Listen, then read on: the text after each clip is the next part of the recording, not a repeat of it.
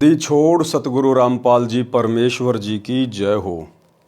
परम पिता परमात्मा सारी सृष्टि के रचनहार कुल मालिक असंख्य ब्रह्मांडों के स्वामी जगत गुरु तीनों लोकों में प्रवेश करके सब का भरण पोषण करने वाले राजाधिराज आत्माधार नाथों के नाथ देवों के देव महादेव सर्वेश्वर महेश्वर मृत्युंजय अजरो अमर आदि अनादि सनातनी प्रभु जगत पिता जगदीश्वर श्री श्री 1008 की उपाधि के वास्तविक अधिकारी अकाल मूरत शब्द स्वरूपी राम वासुदेव सर्वगतम ब्रह्म परम पूज्य प्रथम पूज्य परम संत परम पुरुष परम धनी परम दयालु सत्य कबीर हक्का कबीर अल्लाहु कबीर अल्लाहु अकबर बाखबर अल्लाह ताला जगत के तारणहार जगत के मुक्तिदाता जगत के जगन्नाथ हारे के सहारे हिंदुओं के राम मुसलमानों के अल्लाह सिखों के वाहिगुरु ईसाइयों के मसीह दया के सागर दया निधि करुणा के सागर करुणा निधि स्वयंभू परिभू संकट मोचन कष्ट हरण मंगल करण दुख भंजन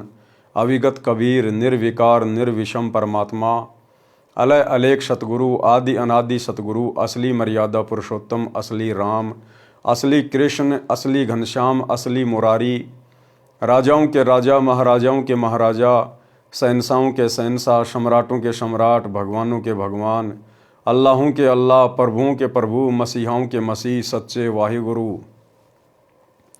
बाबाओं के बाबा पीरों के पीर सेठों के सेठ जगत सेठ सावड़सा सेठ सर्वगुण संपन्न अनंत कोटि कलाओं के स्वामी अनंत कोटि ब्रह्मांडों के नायक योगियों में महायोगी ध्यानियों में महाध्यानी सिद्धों में परम सिद्ध ज्ञानियों में तत्वज्ञानी ब्रह्म ज्ञानी महाज्ञानी परम ज्ञानी सर्वश्रेष्ठ ज्ञानी विज्ञानी युवा कबीर समर्थ कबीर असमवात अमित ओझा सच्चे रहनुमा करीम अल्लाह सुभान अल्लाह दुनिया के अंतिम पैगंबर 8 सितंबर 1951 से गांव धनाना जिला सोनीपत हरियाणा भारतवर्ष की पावन भूमि पे प्रकट रियल कल की भगवान श्री नारायण साकार हरि श्री बाबा साहिब शब्द स्वरूपी राम संत श्रोमणी नूर अनंता सतगुरु रामपाल जी परमेश्वर जी के चरण कमल में साध संगति से जुड़े हुए आप और हम सभी सत्सेवक भाई बहनों का अनंत कोटि दंडवत प्रणाम।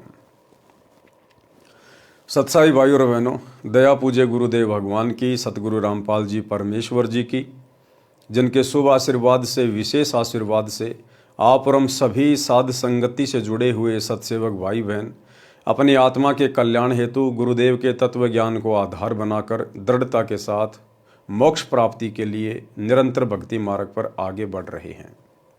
भाई और बहनों, पूज्य गुरुदेव जी की विशेष रजा विशेष मेहर जो उन्होंने समय से हमें साध संगति से जोड़ दिया।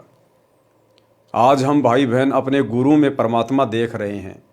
आज हम अपने पूज्य गुरुदेव जी को ही अपना इष्ट मानकर अपना कबीर देव भगवान मानकर पूज रहे हैं, भक्ति कर रहे हैं। और जब तक इस फॉर्मूले को गुरु को ही परमात्मा मानने वाले फॉर्मूले को जब तक कोई भी स्त्री या पुरुष आत्मिक रूप से हृदय से अपने भक्ति जीवन में लागू नहीं करेगा, वो आत्मा उस समय तक मोक्ष की अधिकारी नहीं बन सकती है। तो आप और हमारे ऊपर ये विशेष रजा हुई है, विशेष मेहर हुई है। अन्यथा सतगुरु रामपाल जी परमेश्वर जी की 90% संगत जो सतलोक आश्रमों से जुड़ी हुई है, बेचारी तत्व ज्ञान के अभाव में अपने गुरु को परमात्मा ना मानकर और एक कागज के टुकड़े को दाढ़ी मूछ वाली कबीर जी की समझे जाने वाली मुर्दा फोटो को अपना कबीर भगवान मानकर अपने अपने घरों पर गले में लॉकेट में उस फोटो को लटकाए फिरती है। और जून के महीने में कबीर प्रकट दिवस मनाकर उस फोटो को अपना परमात्मा मान बैठी है।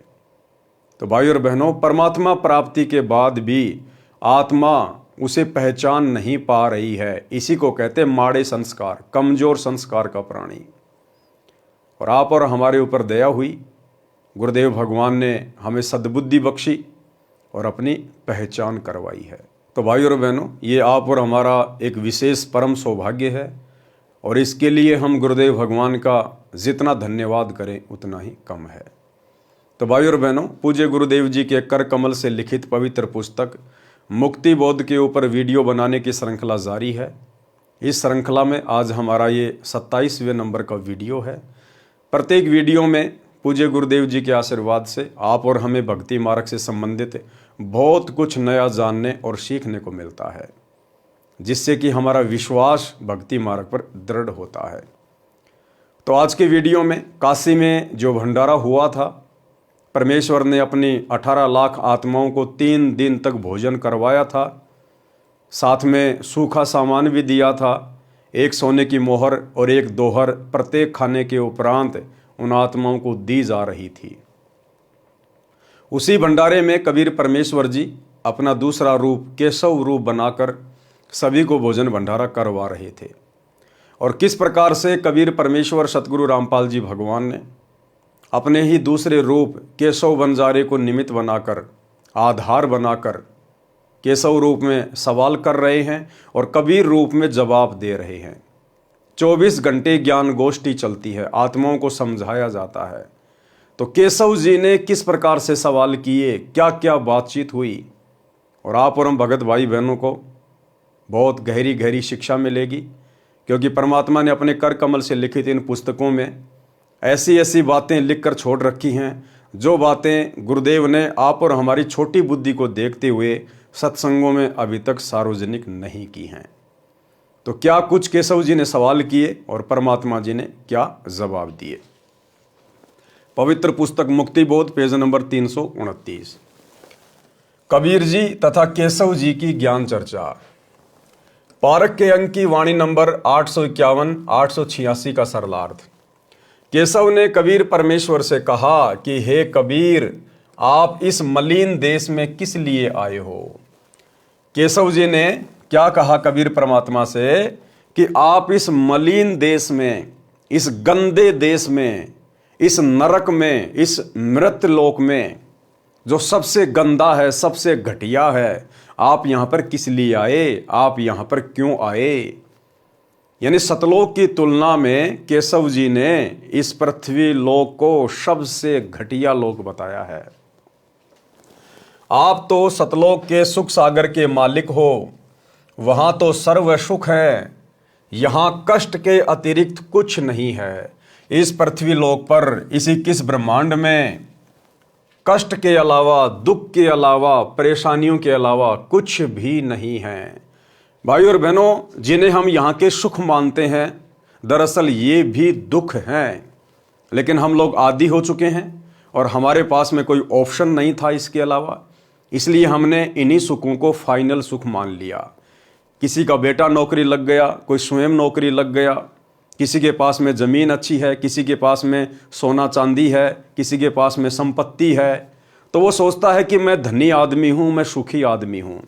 बस इन्हीं बातों को कि मैं दूसरे लोगों से सुखी हूँ, दूसरे लोगों से ज़्यादा मेरे पास में धन है, मकान है, ज़मीन है, इसलिए मैं सबसे सुखी हूँ।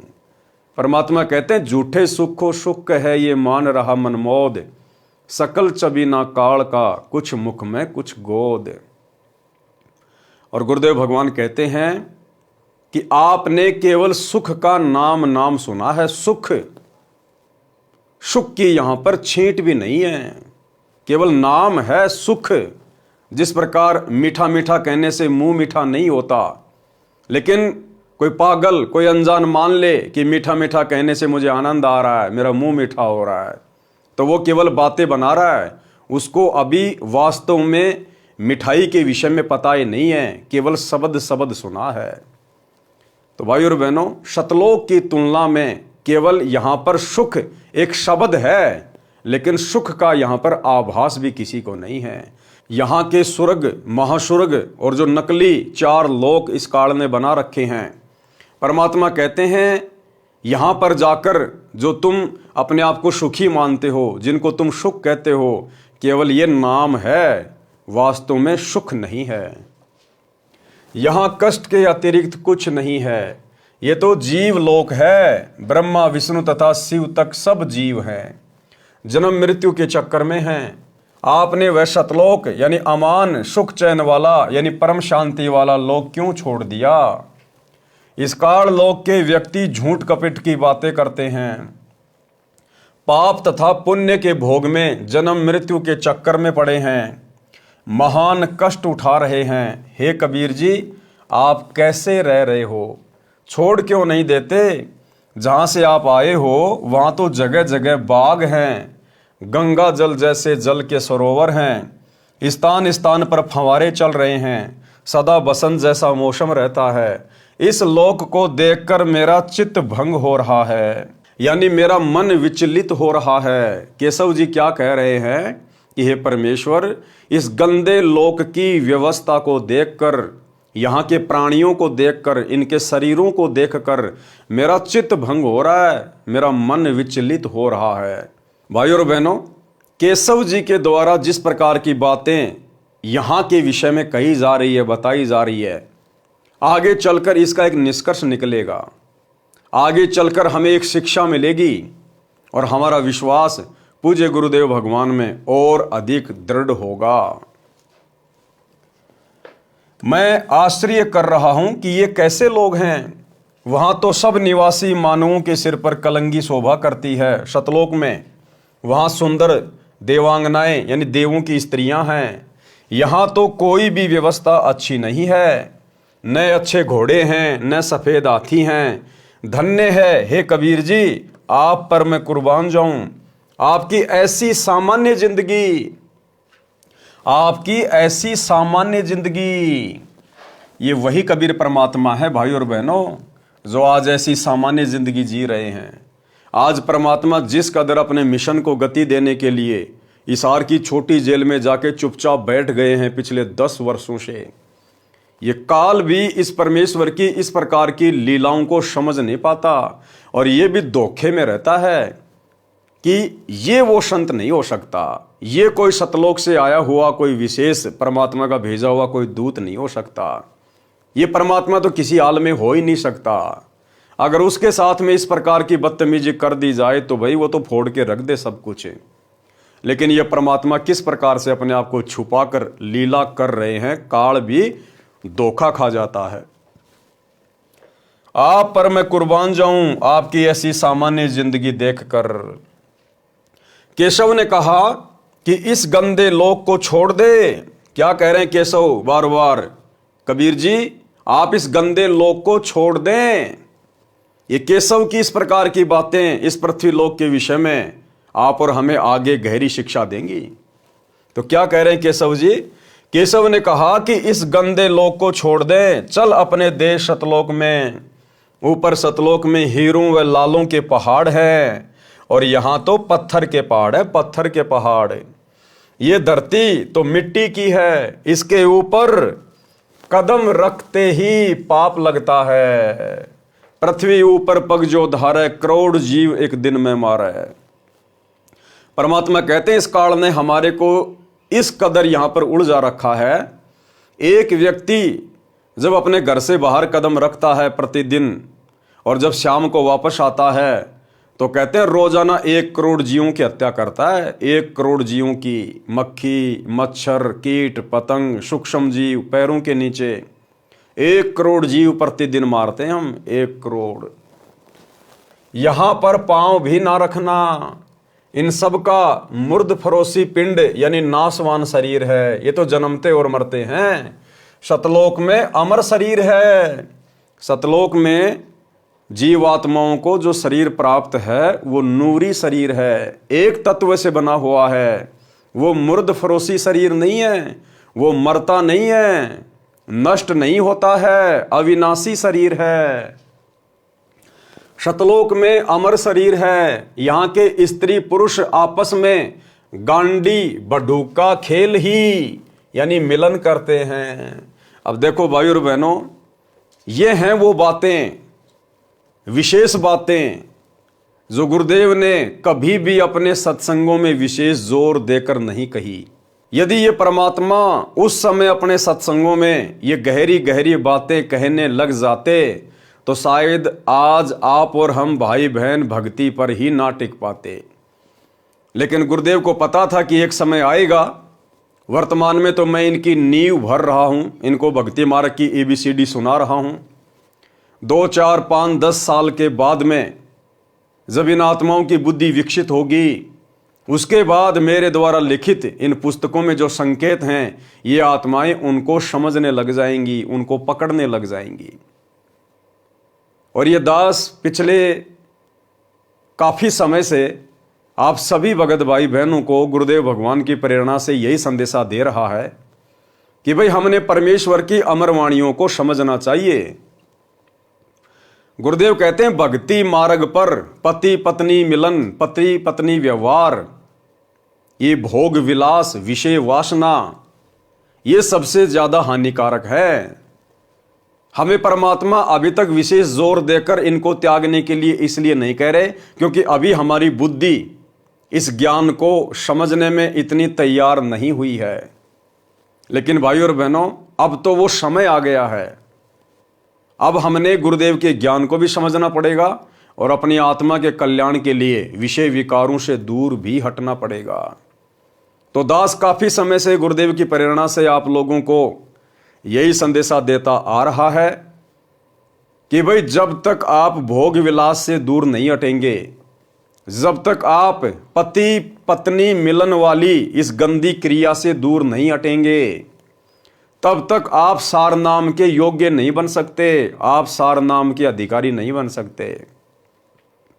अब आप भाई बहनों को समझ में आएगा कि वर्तमान में गुरुदेव भगवान ने जिन जिन आत्माओं को सार नाम दे रखा है, ये ओरिजिनल सार नाम नहीं है। ये तो भाई बहन जबरदस्ती अपनी जो प्रतिक्रिया दिया करते थे सत्संग सुनने के बाद, उतावले हो जाते थे, गुरुजी हमें सार नाम दे दो, गुरुजी हमें सार नाम दे दो, हमें सार नाम कब मिलेगा कब मिलेगा।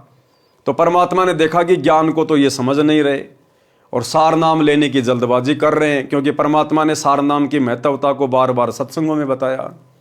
तो परमेश्वर ने एक नकली बंदूक पकड़ा दी। मालिक को पता था कि अभी ये सार नाम के योग्य नहीं है, क्योंकि परमेश्वर की वाणी है भाई सार नाम हमें कब मिलेगा, जब हम भगत बनेंगे तब मिलेगा ना। खाली नाम लेने मात्र से कोई भगत नहीं बन जाता, कोई सार नाम के योग्य नहीं बन जाता है। सार नाम के लिए सबसे पहले तो हमने भगत बनना पड़ेगा, भगत। और गुरुदेव ने बताया तुम अच्छे सच्चे भगत कब बनोगे। वैसे तो हर कोई अपने आप को भगत ही कहता है, जिसने नाम दीक्षा ले ली। आप 2 मिनट बाद उससे बात करो, वो बोलेगा मैं तो भगत बन गया। लेकिन इस प्रकार से भगत नहीं बनता कोई। परमात्मा कहते हैं भग भोग्या भग उपजय, भग यानी योनि। परमात्मा कहते हैं भग भोग्या भग उपजय, भग से बचा न कोई, और जो कोई भग से बचे भगत कहावे सोई। असल में सतगुरु रामपाल जी परमेश्वर जी का भगत तो वो कहलाएगा जो इस पति पत्नी मिलन से दूर हो जाएगा, जो अपने आप को विषय वासनाओं से दूर कर लेगा। हमें रोज परमात्मा नित्य नियम के माध्यम से जगाते हैं, लेकिन हम ध्यान नहीं देते। गुरुदेव कहते हैं कामी क्रोधी लालची इनसे भक्ति ना होए, और भक्ति करे कोई सूरमा जाति वर्ण कुल खोए। कामी कौन होता है? कामी जो विषय वासनाओं में डूबा हुआ है, जो अभी भी भोग विलासिता में डूबा हुआ है। कहते हैं कामी क्रोधी लालची इनसे भक्ति नहीं हो सकती। आप भक्ति पर लग जरूर जाओगे, आप गुरु से उपदेश जरूर ले लोगे, आप 3 समय की आरती भी करोगे, मंत्र भी करोगे, सत्संग भी सुनोगे, लेकिन ये काल विषय वासनाओं को लेकर आपके अंदर सदा खलबली मचाए रखेगा। आप सारा दिन भक्ति करके थोड़े बहुत भाव बनाओगे, और ये काल 2 मिनट की विषय वासनाओं की उथल पुथल में आपके सारे भाव बिगाड़ देगा, आपके मन को विचलित कर देगा। इसलिए गुरुदेव भगवान कहते हैं कि यदि एक सच्चा भगत बनना है तो सबसे पहले आपने इन विषय विकारों से अपने गुरुदेव से प्रार्थना करके भक्ति पर ज्यादा जोर देके दूर हटना पड़ेगा। उसके बाद हम सार नाम के योग्य बनेंगे, सार नाम के अधिकारी बनेंगे। ये सार नाम कोई आलू टमाटर नहीं है जो परमात्मा आपको यूं ही बांट देगा, ले बेटा ले बेटा। इस सार नाम को सुरक्षित रखने के लिए परमात्मा ने धर्मदास जी को जिंदा समाधि दे दी। नानक जी से, अन्य महापुरुषों से परमात्मा ने सौगंध निकलवा दी थी, प्रतिज्ञा करवा ली थी कि आपने किसी को बताना भी नहीं है ये सार नाम क्या वस्तु है। और वर्तमान में गुरुदेव भगवान के जेल जाने के बाद आप देख रहे हैं किस प्रकार से गुरुदेव के कलयुगी परिवार ने, उनके बेटा बेटी भाई बंधु रिश्तेदारों ने, इन आश्रमों में कोऑर्डिनेटरों ने आलू टमाटर की तरह सार नाम को 15-15 हज़ार रुपए के चक्कर में 20-20 हज़ार रुपए के लिए, क्योंकि वर्तमान में पाठ प्रकाश की कीमत 25 हज़ार रुपए कर दी गई है, तो 25-25 हज़ार के लिए, 15-15 हज़ार के लिए किस प्रकार से सार नाम को आलू टमाटर बना दिया गया है। भले कोई मर्यादा में है या नहीं है, आपको सतनाम मिले हुए 5 साल हो गए, आप सतलोक आश्रमों में रेगुलर आ रहे हैं, आप नामदान सेंटरों पे जा रहे हैं, आप सतलोक आश्रम मैनेजमेंट हरियाणा के हर पीले पर्चे को मान रहे हैं, तो आप जी सार नाम के योग्य बन गए और आपको डेट दे दी जाएगी, फला फला डेट को सार नाम लेने के लिए धनाना आश्रम में आ जाइए। आप चाहे धनाना आश्रम में एंट्री करने से पहले सिगरेट का पूरा डब्बा पी के जाइए, फिर भी आपको सार नाम मिल जाएगा, क्योंकि वहां जो सार नाम देने वाला है वो आप जैसा 2 कोड़ी का जीव है। उसको क्या पता आप मर्यादा तोड़ के आए हैं या मर्यादा में हो। तो भाई और बहनों, ये काल प्रेरणा से धर्म को धंधा बनाकर केवल एक पाखंड चल रहा है। ओरिजिनल सार नाम के योग्य हम उस समय बनेंगे जब हम विषय वासनाओं से पूरी तरह से पाक साफ हो जाएंगे। तो गुरुदेव भगवान ने क्या कहा है यहां पर, वर्तमान में जो भगत भाई बहन इतना तत्व ज्ञान लेकर भी और विशेषकर सतनाम लेने के बाद भी जो भाई बहन पति पत्नी मिलन में हैं, जो भोग विलास में हैं, जिन्होंने शारीरिक संबंध बनाने नहीं छोड़े हैं, परमात्मा कहते हैं वो तो गांडी बडूका खेल रहे हैं। गांडी बडूका यानी केशव जी ने गाड़ी दी है, गाड़ी। जैसे आप और हम भगत भाई बहन पहले कह दिया करते थे एक दूसरे को ज्ञान के अभाव में, ए गांडू इधर आ। तो गांडू का मतलब क्या होता है, जो अभी उसी वस्तु के पीछे पड़ा हुआ है, जो अभी योनि के चक्कर में पड़ा हुआ है, विषय वासनाओं में सना हुआ है, उसको गांडू कहते थे। और परमात्मा ने उसी चीज को क्या कहा, गांडी बडूका। तो केशव जी क्या कह रहे हैं कि यहां के लोग कितने गंदे हैं, ये कैसे भक्ति करेंगे आपकी, कैसे इनके अंदर आपकी भक्ति प्रवेश करेगी परमात्मा। ये तो गांडी बडूका खेल ही, ये तो गांडी बडूका का खेल खेल रहे हैं। अभी भी इन लोगों को समझ में नहीं आई कि तुमने सतलोक भी जाना है। ये ज्ञान तुम्हें धरती पर कौन दे रहा है, तुम्हारा मनुष्य जीवन प्राप्त करने का टारगेट क्या है, मकसद क्या है, लक्ष्य क्या है। इन लोगों को कुछ भी समझ में नहीं आ रहा परमात्मा। ये तो आपसे इतना ज्ञान लेने के बाद भी गांडी बडूका का खेल खेल रहे हैं, गांडी बडूका का, और उम्मीद कर रहे हैं सतलोक जाने की, सार नाम लेने की। सार नाम तो उस समय देगा परमात्मा जब हम ये गांडी बडूका का खेल खेलना बंद करेंगे। तो क्या कह रहे हैं परमात्मा, यहां के स्त्री पुरुष आपस में, स्त्री और पुरुष आपस में गांडी बडूका खेल ही यानी मिलन करते हैं, मिलन। और इसी को सबसे अच्छा भोग मानते हैं। सतलोक का भोग असंख्य गुणा आनंददायक है।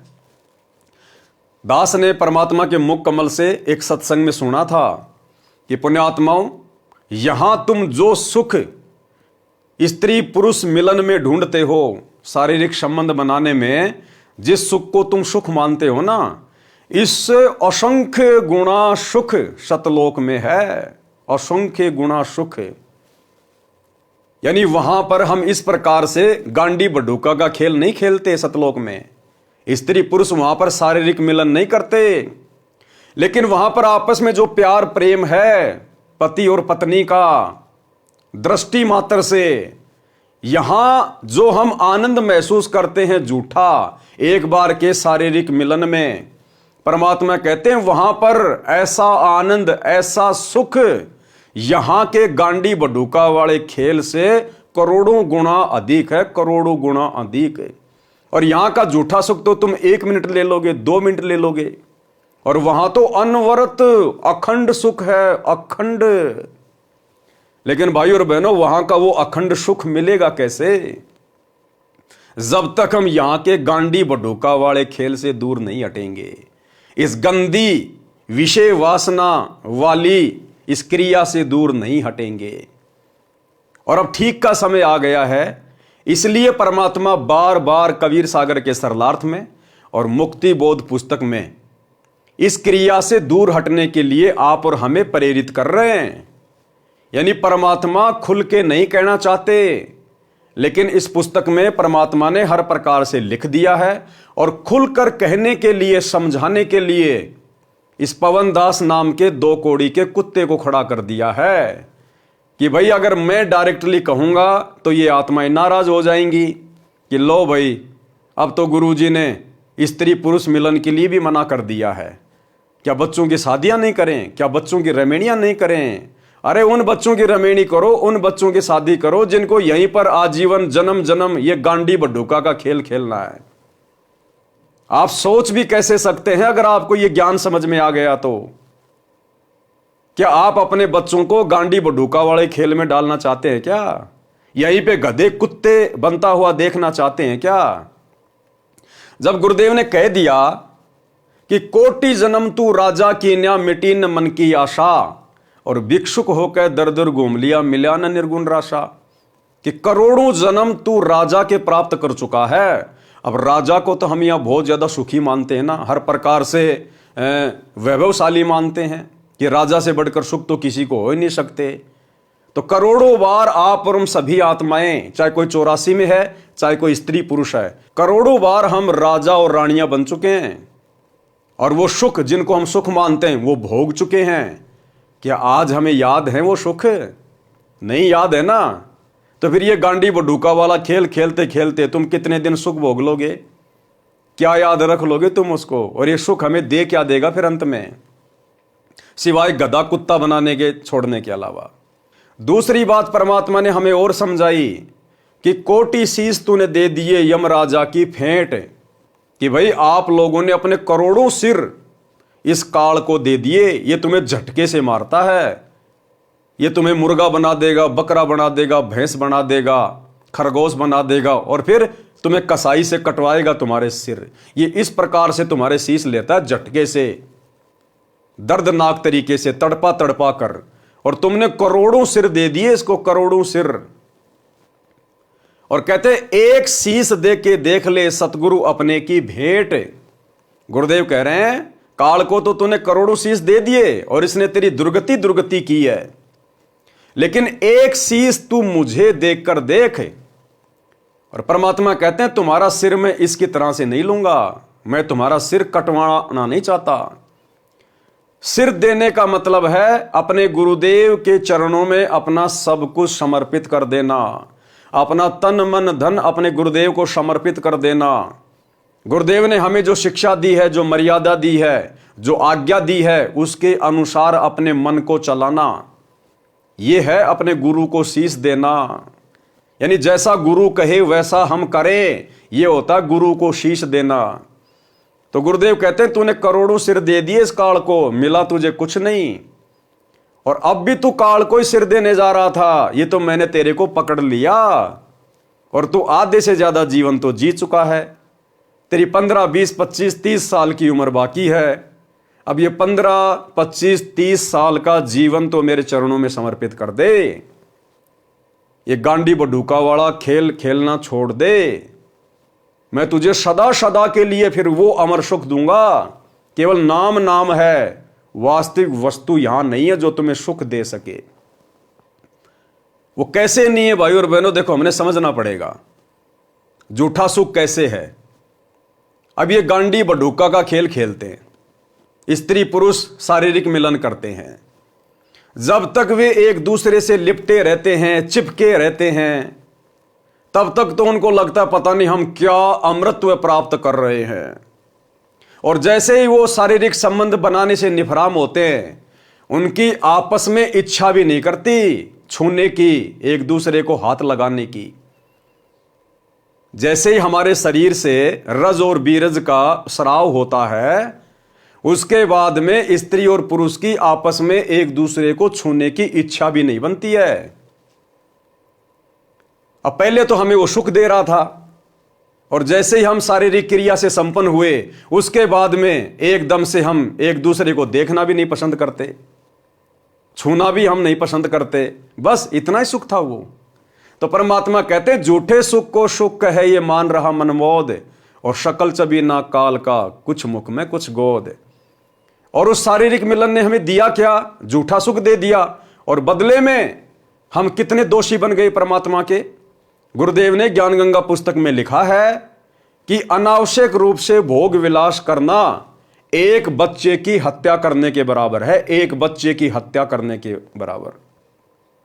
कितने असंख्य जीवाणु मरते हैं जब हम एक बार शारीरिक संबंध बनाते हैं, और उसके बाद हमारा बल, हमारा तेज, हमारा नूर कितना घट जाता है, कितना कम हो जाता है।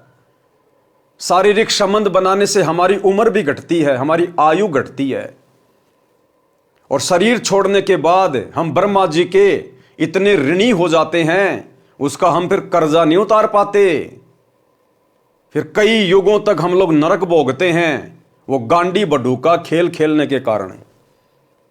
नरक से निकलने के बाद फिर गधे कुत्ते सूअर का जन्म भोगते हैं। फिर वो परमात्मा कुत्ता बनाएगा, कुत्ता, कि तेरे को मनुष्य जन्म दिया था ना भक्ति करने के लिए, लेकिन तू तो ये गांडी बडूका का खेल ही खेलने में व्यस्त रहा।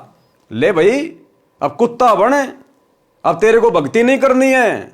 अब कुत्ते के जीवन में तेरे को भक्ति नहीं करनी, तेरे को सत्संग नहीं सुनने, तेरे को मंत्र जाप नहीं करने, तेरे को कुछ नहीं करना, बस गांडी बडूका का खेल खेल और कुछ नहीं करना अब तेरे को।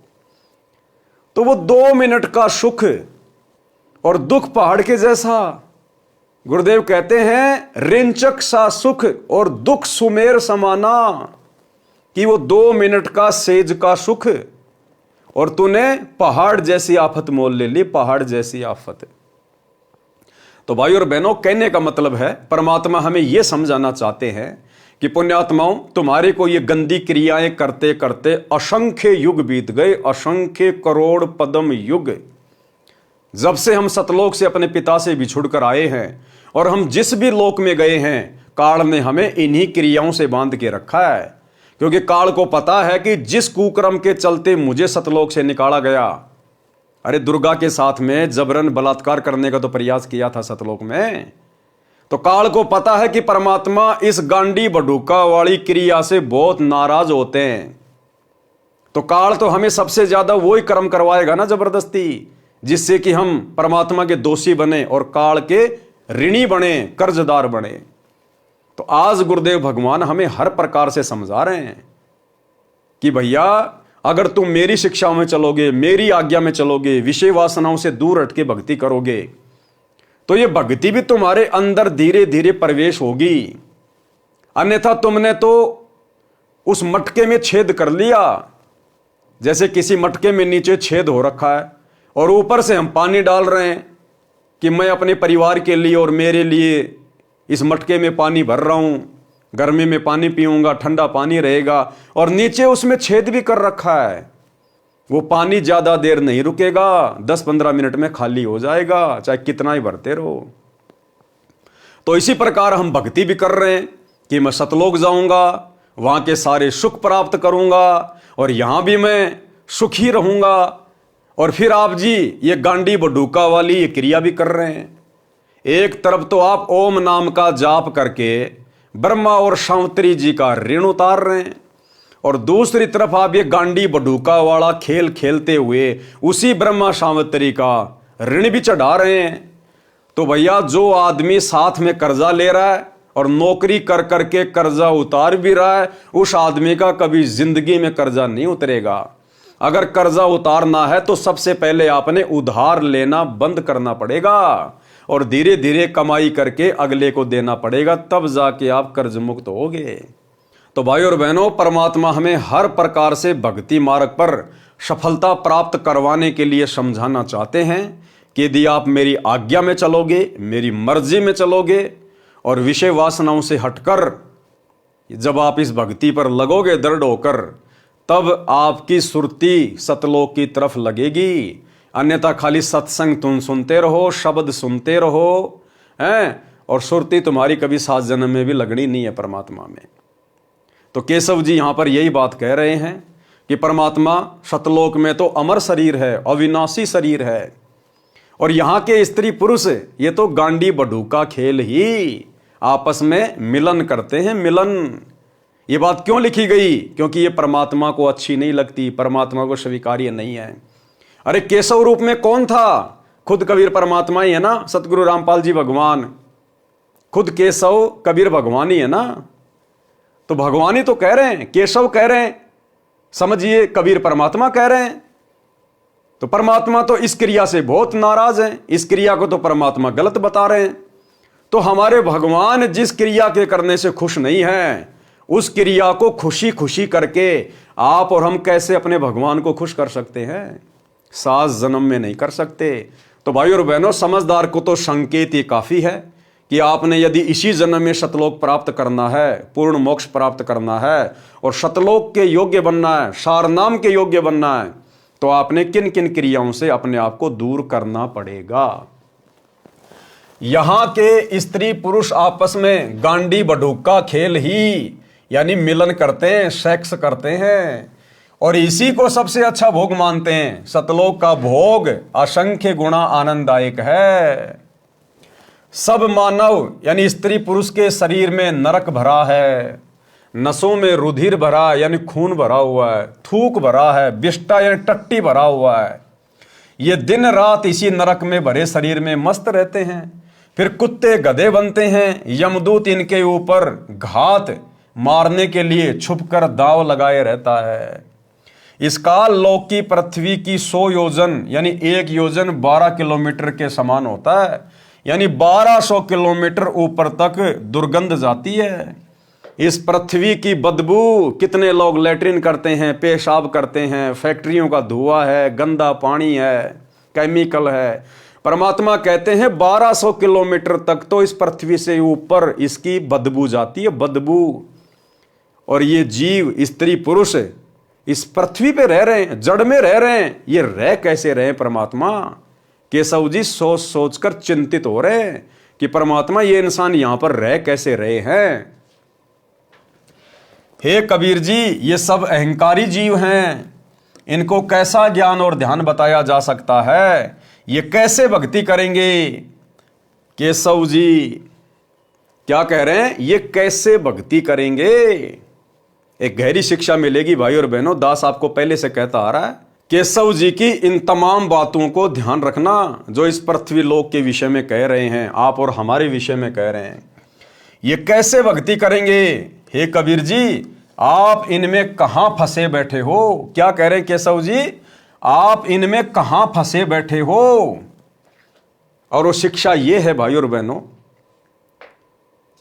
केशव जी स्वयं कबीर परमात्मा ही थे और उसके बावजूद भी केशव जी ने हाथ खड़े कर लिए।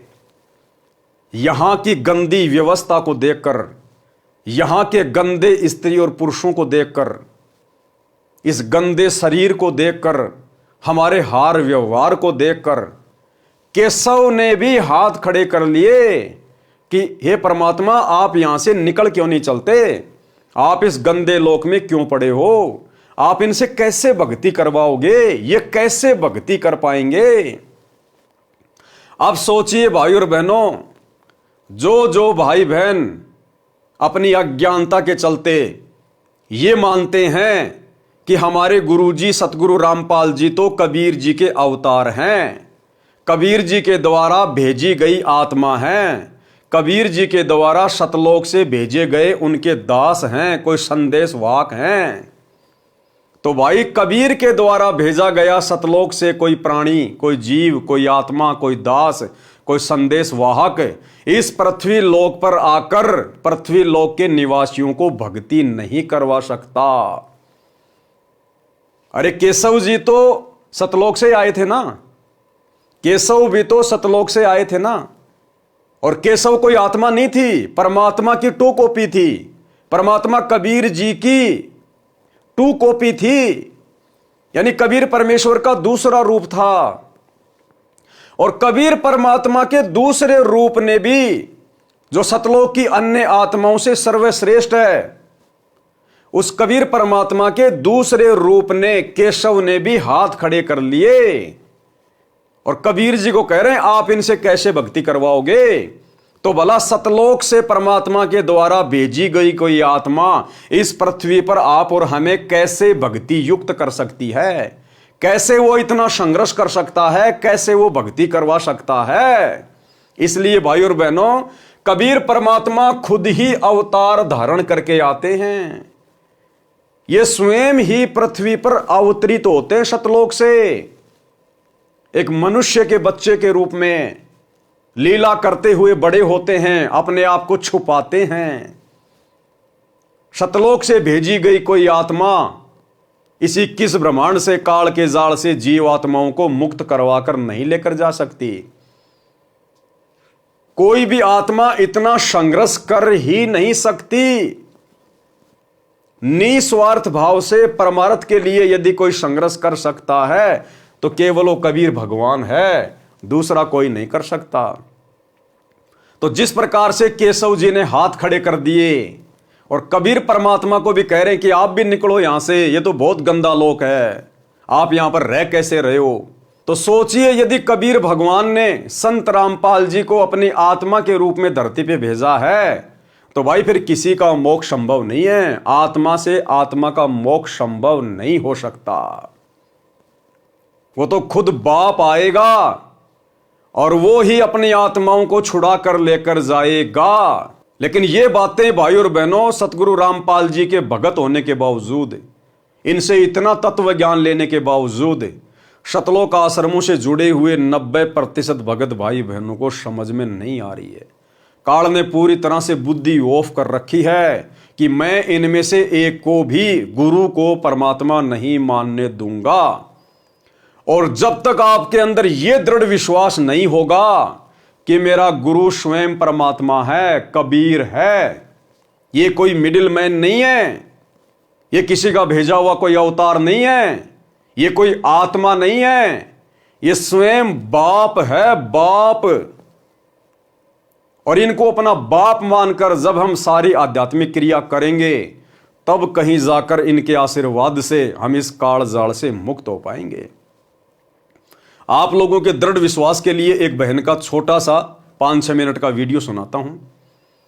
आप जी को पता है कि वर्तमान में महाकुंभ का मेला लगा हुआ है और मीडिया वाले, अन्य यूट्यूब चैनल वाले बहुत सारे लोगों के, बाबाओं के इंटरव्यू ले लेकर 2 पैसे कमाने के लिए अपने चैनल पर डालते रहते हैं।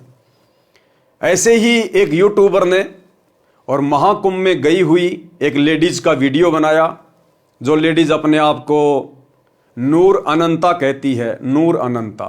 हालांकि उस बहन को पता नहीं बेचारी को कि नूर अनंता वास्तव में कौन है। असल में नूर अनंता कबीर परमेश्वर सतगुरु रामपाल जी भगवान है। ये इस परमेश्वर का उपमात्मक नाम है। नूर अनंत, नूर अनंता का मतलब है जिसके शरीर की शोभा, जिसके शरीर का नूर अनंत है, अनंत। और गुरुदेव ने क्या बताया कि सतलोक में परमात्मा के एक बाल में 1 करोड़ चंद्रमा, 1 करोड़ सूरज, इनसे भी कहीं ज्यादा रोशनी है। तो असल में जो नूर अनंत शब्द है, ये कबीर परमेश्वर सतगुरु रामपाल जी भगवान का उपमात्मक नाम है। तो उस नूर अनंता स्त्री ने क्या कुछ कहा वर्तमान समय के संदर्भ में। हालांकि वो सतगुरु रामपाल जी की शिष्या नहीं है, उसको ये तत्व ज्ञान प्राप्त नहीं है, लेकिन परमात्मा उसके अंदर प्रेरणा कर रहे हैं क्योंकि वो परमेश्वर की 64 लाख वाली आत्माओं में से है। क्योंकि ऐसी विशेष आत्माएं ही वैराग्य धारण करती हैं, जिनको संसार से मोह व्याप्त नहीं होता। वो नूर अनंता बहन अपने घर परिवार से सक्षम है, समृद्ध है। उसके बच्चे कनाडा में रहते हैं और उसका जो ससुराल है वो संपन्न है, लेकिन उसका मन नहीं लगा। उसने परिवार को एक प्रकार से त्याग दिया। त्यागने का मतलब है उसका मन उस परिवार में नहीं लगा। वो रहती अपने परिवार में है, लेकिन बीच बीच में उसके अंदर वो भक्ति भाव उमड़ जाता है, जिस कारण से अपनी आध्यात्मिक वो क्रियाएं करने लग जाती हैं। लेकिन अभी तक इस आत्मा को सही रास्ता नहीं मिल पाया है। लेकिन इसके अंदर जो स्मृतियां हैं वो परमात्मा की तरफ से हैं। जो बातें ये कह रही है, जो बातें ये बोल रही हैं, ये इसकी पिछली भक्ति के कारण परमात्मा इसमें प्रेरणा करता है। और परमात्मा इसमें प्रेरणा केवल इसलिए कर रहा है क्योंकि देखो, दुनिया वाले तो इसका इंटरव्यू देख के कुछ समझ नहीं पाएंगे, क्योंकि ये बहन दुनिया वालों को जिस सांकेतिक भाषा में समझा रही है ना, दुनिया उस सांकेतिक भाषा को समझने के योग्य नहीं है, समझने के लायक नहीं है, सक्षम नहीं है। सक्षम तो सतगुरु रामपाल जी भगवान की शरण में आने के बाद, इनके सत्संगों को सुनने के बाद में बना जाएगा। तो ये दुनिया वालों को जो सांकेतिक संदेश दे रही है, तो दुनिया वालों को समझ में नहीं आ रही वो बातें। ये आत्मज्ञान की बात कर रही है। कहीं मत जाओ, अपने घर में रहो, अच्छे शुभ कर्म करो। और कह रही है वो सबका बाप अब की बार खुद आया हुआ है।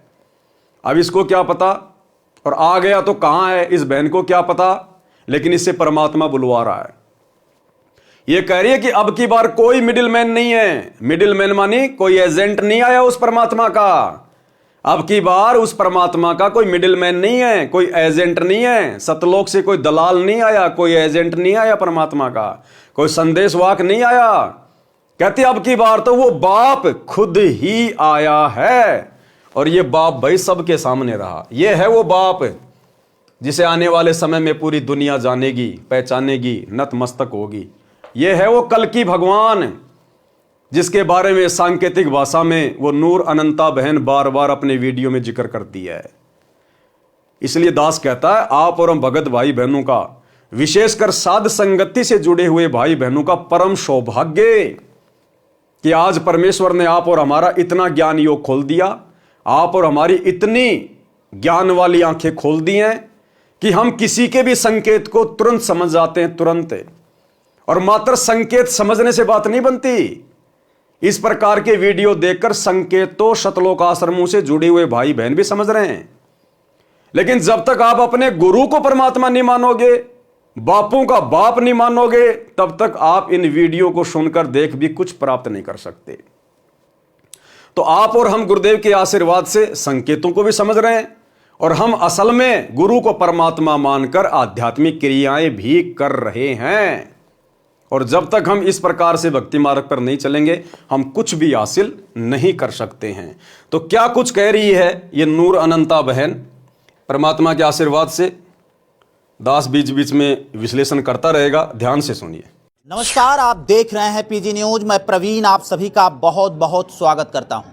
मित्रों, अभी हम लोग काशी में हैं और आपको बता दें कि हमारे साथ आप जिन्हें देख रहे हैं, हो सकता है कि मुझे लग रहा है कि आप सभी अब पहचान गए होंगे कि नूर अनंत माता जी हैं। और आपको बता दें कि माता जी महाकुंभ को लेकर कई ऐसी भविष्यवाणियाँ की थी, जो कि वीडियो जो है वो इंटरनेट पे पड़ी और इंटरनेट पर लोगों ने खूब प्यार दिया, आशीर्वाद दिया। और आपको बता दें कि माँ ने जो भी बातें बताई थी कुंभ में खड़ी होके गंगा जी के किनारे, वो सारी बातें जो हैं आज सत्य हो गई। माता जी ने कहा था कि अब की बार महाकुंभ में कुछ अलग होने वाला है। कुछ अलग का संकेत जो था वो वही था कि कुछ इस प्रकार की बातें होंगी जिनकी चर्चा पूरी दुनिया में होगी, और सही बात वही हुआ। माता जी का और साफ तौर से एक कहना था कि इसमें वही लोग बचेंगे जो पुण्य का काम कर रहा है और जो अच्छा कर्म कर रहा है, वही लोग बचेंगे, नहीं तो कुछ न कुछ तो ज़रूर होगा। और ऐसे में अगर बात करें तो महाकुंभ में 2 बार आगजनी की घटनाएं हुई, और अगर बात करें तो भगदड़ हुई, और भगदड़ में हम बात करें कई लोग जो है अपने को खो दिया। अब वो इस दुनिया में नहीं है। सरकार के जो आंकड़े हैं वो 30 का आंकड़ा है, लेकिन अगर हम दैनिक भास्कर की रिपोर्ट की बात करें तो दैनिक भास्कर जो है वो 1500 का रिपोर्ट बता रही है। अब आखिरकार क्या कुछ सच्चाई है इस पे तो हम नहीं बात कर सकते हैं, लेकिन फिलहाल हम अगर बात करें तो आगे को लेकर क्या कुछ चल रहा है माता जी के मन में, ये तमाम सवाल हमारे मन में हैं और वो हम माता जी से बातचीत कर सकते हैं। माता जी, एक बार फिर से आपका पीजी न्यूज़ चैनल में बहुत बहुत स्वागत है। हर हर महादेव, घर घर महादेव। अभी माता जी आप काशी में हैं और जो कुछ हुआ महाकुंभ में सब आपने टीवी के माध्यम से, और हमें लगता है कि आपने सब कुछ देखा। अभी क्या महसूस कर रहे हैं? आप काशी में हैं और इस समय क्या कुछ महसूस कर रही हैं? देखिए, ये तो अभी आप लोगों को पता चल गया होगा कि जो भी बता रहे थे वो सब चीज़ें वैसे ही सामने आ रही है। क्या होता है कि है तो बहुत कुछ, लेकिन बहुत चीज़ें ऐसी गुप्त होती है जो हम लोग खुलकर नहीं रख सकते हैं। बहुत सारी ऐसी क्रियाएं होती है जो उस तरह से मतलब प्रेजेंट नहीं की जा सकती जी। अब देखिए, ये जो कुंभ है, देख रहे होंगे कि मतलब ये वैसे भी इतिहास में इतनी गैदरिंग जो है अब सबको पता चल गया कि पहली और ये है आखिरी। हाँ। सिर्फ गैदरिंग पहली नहीं है हाँ। कि आगे जाके ये है भी आखिरी, ये आखिरी अच्छा, बात। इसके बाद अगर हम बात करें माता जी, तो इतना ये नूर अनंता बहन कह रही है कि जिस प्रकार से आपने कुंभ में जो भीड़ देखी है, जो गैदरिंग देखी है, ये आखिरी गैदरिंग है, ये आखिरी भीड़ है। इसके बाद दुनिया में कभी भी इस प्रकार की भीड़ आपको देखने को नहीं मिलेगी। बिल्कुल सत्य बात है भाई और बहनों। देखो, आने वाले समय में आप और हम भगत भाई बहनों को तो पता ही है कि पूरी दुनिया में यदि भक्ति चलेगी तो सतगुरु रामपाल जी की चलेगी। इस पूरी पृथ्वी पर केवल एक ही ज्ञान रह जाएगा, सतगुरु रामपाल जी का तत्व ज्ञान। सतगुरु रामपाल जी परमेश्वर जी के सानिध्य में, उनकी देख रेख में पूरे विश्व की जो सरकारें हैं वो संचालित होंगी। यानी जो रिमोट कंट्रोल होगा पूरी दुनिया का, वो गुरुदेव भगवान के हाथ में होगा। और आने वाले समय में जब पूरा विश्व इनकी भक्ति करेगा, सब इनकी शरण में होंगे। कटनी और छटनी के बाद 2028 युग परिवर्तन के बाद जितनी अच्छी आत्माएं पृथ्वी पर बचेंगी, वे सभी आत्माएं केवल भक्ति करेंगी, जो कई करोड़ों की संख्या में होंगी। लेकिन उस समय भी गैदरिंग नहीं होगी कभी भी। अब बहुत सारे भगत भाई बहन जो सतलोक आश्रमों से जुड़े हुए हैं, उनके मन में तो यही खरपतवार चलती रहती है। वो तो यही सोच रहे हैं कि आने वाले समय में धनाना आश्रम में धनाना आश्रम को और बड़ा कर दिया जाएगा और पूरी दुनिया के लोग धनाना आश्रम में सत्संग सुनने आएंगे, करोड़ों लोग एक जगह बैठ के सत्संग सुनेंगे। नहीं, ये जो भविष्यवाणी ये बहन कर रही है ना, ये परमात्मा की विशेष प्रेरणा से कर रही है। ये लास्ट भीड़ थी कुंभ के मेले में। आने वाले समय में कोई कुंभ वाम्ब नहीं होना। अब ओलिया जितना होना था उतना। अब तो लोगों का घरों से बाहर निकलना मुश्किल हो जाएगा और आगे भी कभी भीड़ नहीं होगी। सतगुरु रामपाल जी परमेश्वर जी की भक्ति जब पूरे विश्व में शुरू हो जाएगी तो उस समय भी कभी आपको इतने लोगों की भीड़ देखने को नहीं मिलेगी। परमात्मा भीड़ इकट्ठा नहीं करेगा।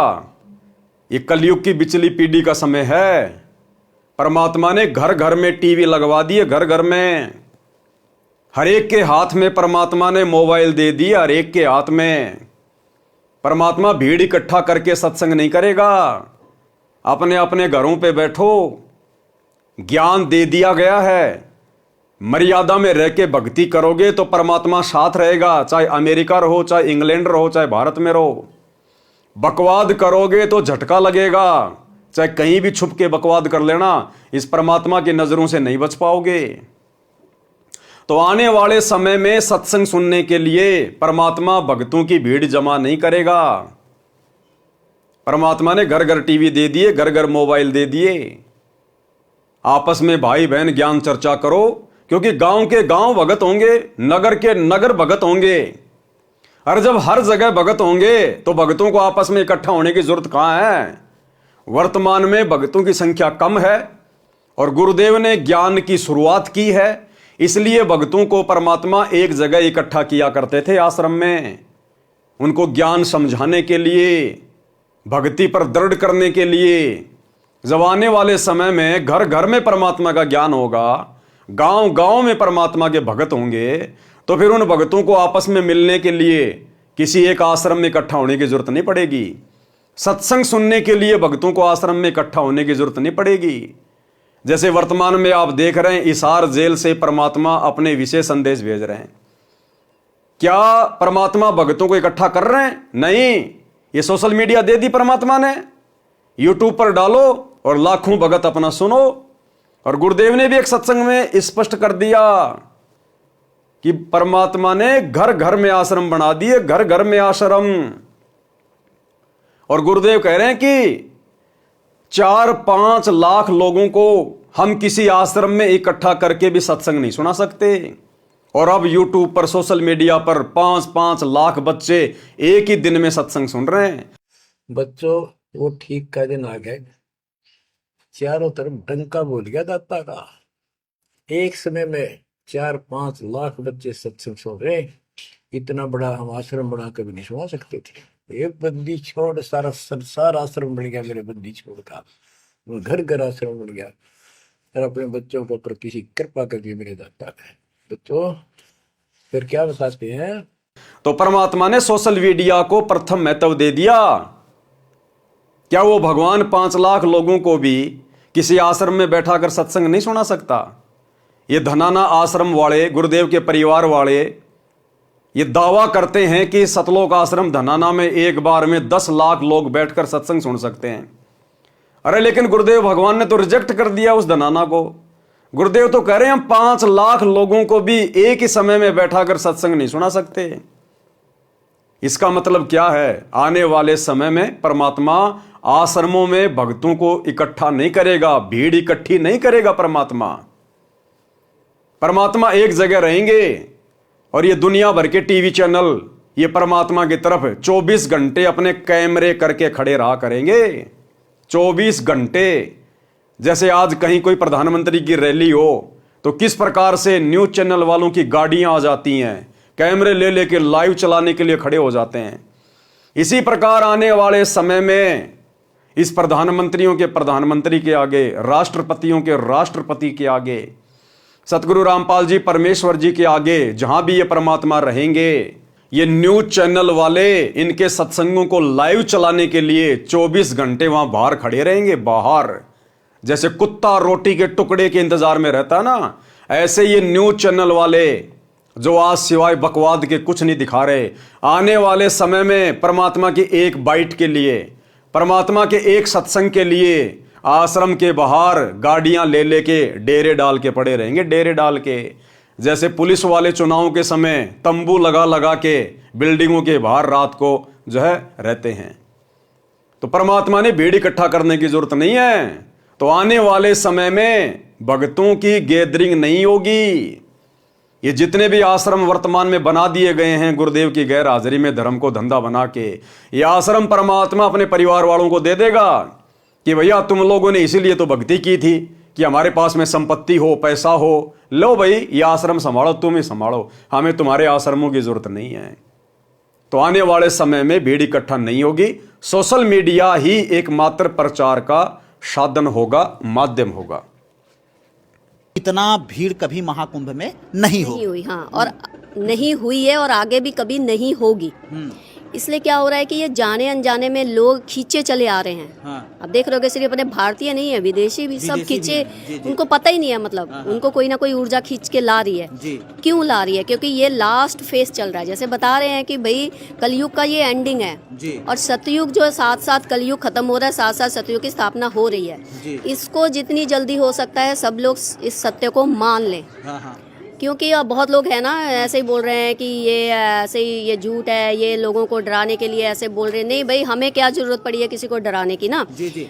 बहुत सारे लोगों ने ये कमेंट किया माता जी, लेकिन बहुत सारे लोग जो है आपके बारे में पॉजिटिव कमेंट किए कि माता जी ने जो भी बातें की थी सारी बातें जो है वो सत्य निकल गए और माता जी का एक बार फिर से इंटरव्यू आना चाहिए और हम लोग आगे अपने जीवन को किस प्रकार से यापन करें, ये तमाम लोग जो है वो जानना चाहते हैं। अच्छा, एक माता जी एक बड़ा सवाल ये है कि आखिरकार महाकुंभ की तरफ जब लोगों का आवागमन शुरू हुआ, लोगों के दिमाग में क्या कुछ बातें चल रही थी कि सब लोग, अगर हम बात करें, खिंच कर जो है वो महाकुंभ की तरफ आना शुरू हो गए? वो डर ऑटोमेटिकली लोगों को एक डर है जो खींच के ला रहा है। क्योंकि हर इंसान को अपने आप में सब कुछ पता होता है। अब जैसे मैं, आप हो ना, आपको आप क्या हो जे आपसे बेहतर आपको आप या वो परमात्मा जानता होगा। सिर्फ 2 इंसान जानते हैं। तो आपका वो डर आपको कुंभ में लाएगा डुबकी देने के लिए। लेकिन बात ये है कि भाई डुबकी देने से कुछ नहीं होगा। हर इंसान को इस बार पता है कि हमने क्या कोई बुरे कर्म करे हैं, क्या हमने अच्छे कर्म करे हैं। वो अंदर ही अंदर कोई ना भय एक उनको यहाँ पर खींच के ला रहा है। चाहे वो बड़ी बड़ी सेलिब्रिटीज, कोई भी, आप देख रहे हो किस तरह के लोग आ रहे हैं ना। आगे ध्यान से सुनना वीडियो भाई और बहनों। तो ये एक डर है, क्योंकि कहीं ना कहीं वो जो ऊर्जा है, वो जिसको हम बता रहे हैं कि भाई वो धरती पर आ चुका है। इस बार खुद, मतलब वो जो बाप जी है ना, वो खुद आए हैं। इस बार कोई मिडिल मैन नहीं है। जैसे हम पहले ही बताए हैं कि भाई, क्या कह रही है बहन? इस बार वो बाप जी, वो बाप कौन? सारी सृष्टि का मालिक, सबको रचने वाला, सर्वद्रष्टा, सर्वस्रष्टा, अंतर्यामी, नूर अनंत परमात्मा। तो ये बहन कह रही है इस बार वो बाप जी खुद आया, खुद। अरे धिक्कार है सतलोक आश्रमों से जुड़ी हुई 90% संगत को और गुरुदेव के कलयुगी काल प्रेरित बेटा बेटी भाई बंधु रिश्तेदारों को, इन कोऑर्डिनेटरों को। ये जगत वाली बहन है जिसको ना सतगुरु की शरण प्राप्त है, ना जिसको असली आध्यात्मिक ज्ञान प्राप्त है, ना जिसको भक्ति मार्ग प्राप्त है, ना जिसने कभी सतगुरु के सत्संग सुने, और ये भी उस चीज को महसूस कर रही है अपनी कॉमन सेंस से कि अब की बार वो बाप जी खुद आया हुआ है, खुद, कोई मिडिल मैन नहीं। मिडिल मैन मानी उसने किसी अवतार को नहीं भेजा, उसने सतलोक से किसी आत्मा को नहीं भेजा। जैसे आप आश्रम वाले भाई बहन अपने गुरुजी को एक आत्मा मान रहे हैं, एक मानुष मान रहे हैं, एक जीव मान रहे हैं कि कबीर जी ने हमारे गुरुजी को भेजा है, हमारे गुरुजी कबीर जी के अवतार हैं, हमारे गुरुजी तो कबीर जी के संदेश वाहक हैं। इस बहन से शिक्षा ले लो और अपने परमात्मा से नाक रगड़ रगड़ के भीख मांगो कि गुरुदेव भगवान हमें सद्बुद्धि दो, हे परमात्मा हम आपके संकेतों को समझ सकें, हमें बुद्धि दो, हमारा ज्ञान योग खोलो। अरे नित्य नियम करते समय पुस्तक को हाथ में लेके किया करो, परमात्मा के आगे खड़े होके, तब जाकर तुम्हारा ज्ञान योग खुलेगा। जब तक तुम नित्य नियम यानी तीनों समय की आरती हाथ में पुस्तक लेकर विधि से नहीं करोगे, अपने बाप के आगे खड़े होकर, तब तक तुम्हारा ज्ञान योग नहीं खुलेगा। सुबह का नित्य नियम करते समय हम परमात्मा से क्या मांगते हैं? सुबह का नित्य नियम अत सर्वलक्षणा ग्रंथ है और हम परमेश्वर से क्या विनती करते हैं? गरीब उत्तम कुल करतार दो, द्वादश भूषण संग, रूप द्रव्य दो, दया करो, ज्ञान भजन सत्संग, शील संतोष विवेक दो, अक्षमा दया इकतार, भाव भक्ति वैराग्य दो, नाम निरालम सार। और आगे क्या मांगते हैं फिर परमात्मा से? योग युक्ति स्वास्थ्य जगदीश दो, सूक्ष्म ध्यान दयाल, सूक्ष्म ध्यान, कि हम आपके संकेतों को समझ सकें। तो भैया जब तक आप अपने हाथ में भक्ति बोध लेकर और अपने बापों के बाप सतगुरु रामपाल जी परमेश्वर जी के आगे खड़े होकर आरती नहीं करोगे, आपको ये सूक्ष्म ध्यान का आशीर्वाद नहीं मिलेगा, आपका ज्ञान योग नहीं खुलेगा, आप इसी प्रकार से डामाडोल रहोगे। गरीब माया का रस पिया कर हो गए डामाडोल। आप आश्रम वाले भाई बहन तो इन आश्रमों में जा जाके डामाडोल हो चुके हैं, डामाडोल। गरीब ऐसा सतगुरु हम मिला, ज्ञान योग दिया खोल, और हम सत्सेवकों को सतगुरु रामपाल जी परमेश्वर मिल गए और हमारा ज्ञान योग खोल दिया, क्योंकि हम प्रतिदिन इस पुस्तक को हाथ में लेकर अपने बाप के आगे खड़े होकर अपने मुख से मांगते हैं, मुख से हम आरती करते हैं। और आप लोग लगा के मोबाइल में नित्य नियम, कोई बाथरूम में जाके बैठ जाता है, कोई वापस बिस्तर में लेट जाता है, कोई अपने घर के 20 प्रकार के कार्य करता रहता है। किसी को तो समय नहीं है, काम धंधे पर आते जाते समय ही नित्य नियम और संध्या आरती करते हैं जेब में मोबाइल डाल के। तो तुम्हें कैसे ज्ञान और ध्यान मिलेगा? कैसे परमात्मा तुम्हारा ज्ञान योग खोलेगा? क्योंकि तुम परमात्मा से मांग ही नहीं रहे। अरे गुरुजी खुद ही खुद से मांग रहे हैं। आरती कौन करता है मोबाइल में? गुरुजी कर रहे हैं ना। आरती किसको करनी चाहिए? भगत को। अगर मोबाइल में आरती करना ही सर्वश्रेष्ठ विधि है तो फिर परमात्मा ने भक्ति बोध क्यों दी छपवा कर? सभी को मोबाइल दे देते, सभी को एक एक मेमोरी कार्ड दे देते। फिर ये पुस्तक क्यों दी और क्यों लिखा इस पुस्तक के ऊपर मूल्य नित्य नियम पाठ? यानी आपने रोजाना इस पुस्तक को पढ़ना है, इसका पाठ करना है। तो भैया जब तक अपने बाप के सामने खड़े होकर आरती नहीं करोगे तब तक तुम्हारा ज्ञान और ध्यान कुछ भी नहीं खुलेगा, कुछ नहीं मिलेगा, कुछ नहीं समझ पाओगे। आरती तो अभी तक गुरुजी कर रहे हैं तुम्हारे घरों में, मोबाइल में लगा के छोड़ दिया। आरती तो गुरुजी कर रहे हैं, तुम कहां कर रहे हो? तो इस बहन से शिक्षा लो और भीख मांगो गुरुदेव भगवान से। लेकिन तुम तो लड्डू जलेबी बर्फी मांगते हो परमात्मा से कि अगला समागम कब आएगा, अगला समागम कब आएगा, अब की बार कौन से आश्रम में जाऊंगा, लड्डू जलेबी बर्फी खाऊंगा। तुम ज्ञान और ध्यान कहां मांग रहे हो परमात्मा से?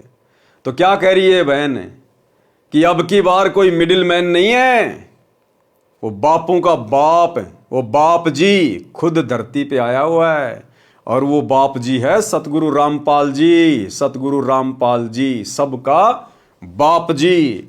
तो इस बहन से शिक्षा ले लो, बहन क्या कह रही है। तो ये एक डर है, क्योंकि कहीं ना कहीं वो जो ऊर्जा है, वो जिसको हम बता रहे हैं कि भाई वो धरती पर आ चुका है इस बार खुद, मतलब वो जो बाप जी है ना वो खुद आए हैं इस बार, कोई मिडिल मैन नहीं है। जैसे हम पहले ही बताए हैं कि भाई ये गुरु, ये सब जो परंपरा चल रही है ना आश्रमों की, ये अखाड़े की, ये दीक्षा देने की, ये सब चीज़ें खत्म हो गई हैं, इसको मान लीजिए। मतलब देर हो जाए, पहले ही बहुत देर हो गई है, अब मान लीजिए यही सत्य है। ध्यान से सुनना। तो भाई ये भी इल्यूजन है कि इसी घाट पे नहाओगे तो ये होगा, उस जल में नहाओगे तो ये होगा, इसमें नहाओगे तो। हमने तो पहले ही कह दिया था भाई अपने अपने घरों में बैठो, अपने अपने घर में अपने अपने बाथरूम में नहा लो, आप लोगों को वहाँ भी मोक्ष की प्राप्ति हो जाएगी। क्योंकि इस वक्त देखिए हम बार बार ये बात कह रहे हैं कि देखिए घर से मत निकलिए। ऑरा जो है ना वो पूरी यूनिवर्स में, पूरे ब्रह्मांड में फैल चुका है। वो ऑरा जो है, वो ब्लेसिंग जिसके पास जाएगी ना, वो इंसान जहाँ भी है, अपने घर में एक बंद कमरे में भी बैठा होगा ना, वो आशीर्वाद उसका वहाँ तक चला जाएगा। उसके लिए क्या कह रही है बहन कि कहीं भी धक्के खाने की जरूरत नहीं है, कहीं भी भटकने की जरूरत नहीं है। वो ओरा यानी वो शक्ति, वो प्रभाव उस बाप जी का, उस परम शक्ति का, सतगुरु रामपाल जी भगवान का इस ब्रह्मांड में चारों तरफ फैल चुका है। और जिसने जैसे कर्म किए होंगे उनको घर बैठे वैसा ही परिणाम मिलेगा। कहीं भटकने की जरूरत नहीं है, धक्के खाने की जरूरत नहीं है। आप और हम संगत वालों के लिए ये विशेष भविष्यवाणी है। 2014 बरवाला कांड, परमात्मा हिसार जेल में जाके बैठ गए। उसके बाद में संगत ने आश्रमों में धक्के नहीं खाने थे, और ना वर्तमान में धक्के खाने चाहिए, ना कहीं पर संगत ने भटकना चाहिए। अगर कुछ करना चाहिए तो मर्यादा में रह के भक्ति, जो 90% संगत नहीं कर रही है।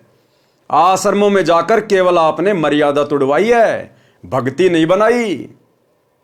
तो क्या कह रही है बहन कि उस परम शक्ति का जो ओरा है, जो ब्लेसिंग है, जो आशीर्वाद है, वो पूरे ब्रह्मांड में फैला हुआ है, लेकिन मिलेगा उसी को जो मर्यादा में है, जो मर्यादा में है, जो गुरु को इष्ट मानता है, जिनका कनेक्शन अपने गुरु से जुड़ा हुआ है, जिसका नाम खंड नहीं है, जिसकी मर्यादा खंडित नहीं है।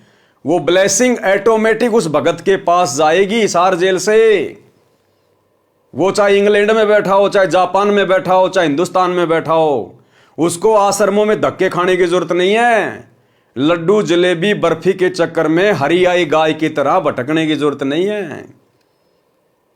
यदि कोई भी भगत अपने घर पर बैठकर, यानी अपने घर पे रहकर, अपने गुरुजी की गैर हाजिरी में, जैसे वर्तमान में, और यदि वो मर्यादा में है, भक्ति कर रहा है, अपनी 5 यज्ञ कर रहा है, तो उस भगत के पास गुरुजी का आशीर्वाद वहीं पे पहुंच जाएगा। उस भगत ने आश्रमों में धक्के खाने की जरूरत नहीं है, भटकने की जरूरत नहीं है। ये सांकेतिक भाषा है इसकी। जगत वाले तो कहां समझेंगे, 90% भगत भाई बहन भी नहीं समझ रहे। और हम सत्सेवक समझ भी रहे हैं और महसूस भी कर रहे हैं, और परमात्मा का आशीर्वाद, वो ब्लेसिंग लगातार ले रहे हैं। आप और हम भगत भाई बहन सत्सेवक गुरुदेव के जेल जाने के बाद किसी आश्रम में नहीं गए, कहीं नहीं भटके, बस अपने गुरु को समझ लिया कि गुरु कैसे प्रसन्न होगा, कौन से भक्ति सुक्रम करने से गुरु प्रसन्न रहेगा। हमने वही सुक्रम करने शुरू कर दिए घर बैठे। गुरु को इष्ट मान लिया, परमात्मा मान लिया। गीता अध्याय 3 श्लोक 13 के अनुसार उनको परमात्मा मानकर भोग लगाना शुरू कर दिया। घर घर गुरु का आश्रम बना दिया, आसन लगा दिया, और नेक नीति ईमानदारी से अपना काम कर रहे हैं, और ज्ञान आधार से भक्ति कर रहे हैं। और परमात्मा अपने प्रत्येक बच्चे के साथ में है, शब्द रूप में प्रत्येक बच्चे के साथ में। दर्शन दे देकर परमात्मा विश्वास बढ़ा रहे हैं, प्रकट हो के परमात्मा विश्वास बढ़ा रहे हैं। तो परमात्मा कहाँ है? परमात्मा अपने मर्यादित भगत के साथ में है। घट हिम गंगा, घट हिम जमुना, घट हिम है जगदीश, सतगुरु तारेंगे। तो हमने किसी भी जगह भटकने की जरूरत नहीं है। हमने परमात्मा का आशीर्वाद, वो ब्लेसिंग प्राप्त करने वाले अच्छे भक्ति कर्म करने हैं। हमने मर्यादा में रहकर परमात्मा को प्रसन्न करना है, ताकि वो ब्लेसिंग हमें मिलती रहे, और उस आशीर्वाद, उस ब्लेसिंग के बदौलत ही हम भक्ति पर टिक पाएंगे। तो ये बहन ये बात कहना चाह रही है। इस बात को दुनिया वाले तो छोड़ो, हमारे 90% भाई बहन जो आश्रमों से जुड़े हुए हैं वो भी नहीं समझ पा रहे, और स्पष्ट कह रही है कि वो सबका बाप जी खुद आ गया, खुद। तो इस बात को किसने समझा? इस बहन के इन शब्दों को किसने पकड़ा, किसने समझा? केवल सत्सेवकों ने। बाकी वीडियो बना बना के तो आश्रम वाले भी डाल रहे हैं कि इस बहन की भविष्यवाणी सतगुरु रामपाल जी के ऊपर फिट बैठ रही है, फिट बैठ रही है। अरे इस बहन की भविष्यवाणी तो गुरु जी पे फिट बैठ रही है, लेकिन तुम्हारे दिमाग में कुछ नहीं बैठ रही, तुम्हारे ऊपर फिट नहीं बैठ रही, क्योंकि तुम अपने गुरु को बाप जी मान कहां रहे हो? तुम तो इनको मिडिल मैन मान रहे हो। अगर तुम अपने बाप सतगुरु रामपाल जी को बाप जी मान लेते इस बहन के अनुसार, तो भाई तुम उस कागज के टुकड़े दाढ़ी मूंछ वाले कबीर जी की फोटो को अपने घर में रखकर, अपने दरबार में रखकर, अपने लॉकेट में टांग कर, और जून के महीने में उस मुर्दा फोटो को कबीर मानकर, उसका कबीर प्रगट दिवस मनाकर अपने बाप सतगुरु रामपाल जी को मिडिल मैन घोषित ना करते। क्योंकि सतगुरु रामपाल जी के रहते सहते किसी अन्य को परमात्मा मानना, उस दाढ़ी मूंछ वाली कबीर जी की मुर्दा फोटो को कबीर भगवान मानना, उसका प्रकट दिवस मनाना जून के महीने में, सतगुरु रामपाल जी को मिडिल मैन मानना है, मिडिल मैन। तो इस बहन की भविष्यवाणी तो फिट बैठ रही है, लेकिन आप आश्रम वाले भगत भाई बहनों के दिमाग में यह बात फिट नहीं बैठ रही कि सतगुरु रामपाल जी स्वयं बाप जी हैं। आज भी तुम लोग उनको मिडिल मैन ही मान रहे हो, मिडिल मैन। और जब तक जून के महीने में वो दाढ़ी मूंछ वाले नकली मुर्दा कबीर का प्रकट दिवस मनाते रहोगे, तब तक तुम्हारी नजरों में सतगुरु रामपाल जी मिडिल मैन ही रहेंगे। और आदरणीय गरीबदास जी ने मिडिल मैन को मानुष कहा है, मानुष। गुरु मानुष कर जानते ते नर कहिए अंध, ओहे दुखी संसार में आ गए यम के फंद। तो भाई और बहनों, इस बहन के विचारों को केवल सत्सेवकों ने समझा है। ये बात कह रहे हैं कि देखिए घर से मत निकलिए। ऑरा जो है ना वो पूरी यूनिवर्स में, पूरे ब्रह्मांड में फैल चुका है। वो ऑरा जो है, वो ब्लेसिंग जिसके पास जाएगी ना, वो इंसान जहां भी है, अपने घर में एक बंद कमरे में भी बैठा होगा ना, वो आशीर्वाद उसका वहां तक चला जाएगा। उसके लिए उसको चल के आने की किसी घाट में जरूरत नहीं है। ये मतलब इस सत्य को जितनी जल्दी हो सकता है, मैं तो आम जनता के लिए कहूंगी, क्योंकि आम जनता भोली भाली होती है। वो ऐसे गुरुओं के चक्कर में लोग जो कहानियां सुनाते हैं उनमें उन लोग बह बह के ये सब रास्ते अपना लेते हैं। भाई आम जनता को यही कहूंगी, अपने अपने घर में बैठो, बाहर मत निकलिए। इस वक्त बहुत ही हालात जो है वो बहुत खराब, और हो सकता है इससे भी हाँ, इससे भी। अच्छा, आप इसको एक मिनट, यहाँ पर मैं एक चीज कहना है, इसको ये समझ लीजिए, ये मत समझिएगा कि एक छोटी सी घटना कुंभ में हुई और ऐसे ऐसे करके कुछ लोग मर गए। आपको क्या पता कितने लोग मरे नहीं मरे ना, क्या पता आप लोगों को दिखाए ना। ये आप लोगों के लिए एक मैसेज है कि इससे भी बड़ी घटना मतलब हो सकती है, जहाँ पर मतलब इतनी भीड़ में मतलब ज्यादा संख्या में मतलब लोगों की जान जा सकती है। ये तो परमात्मा ने एक इशारा, छोटा सा इशारा किया है। ये संकेत दुनिया वालों के लिए नहीं है, ध्यान रखना। ये दुनिया तो मरती आई है, मर रही है, और आगे भी ऐसे मरेगी।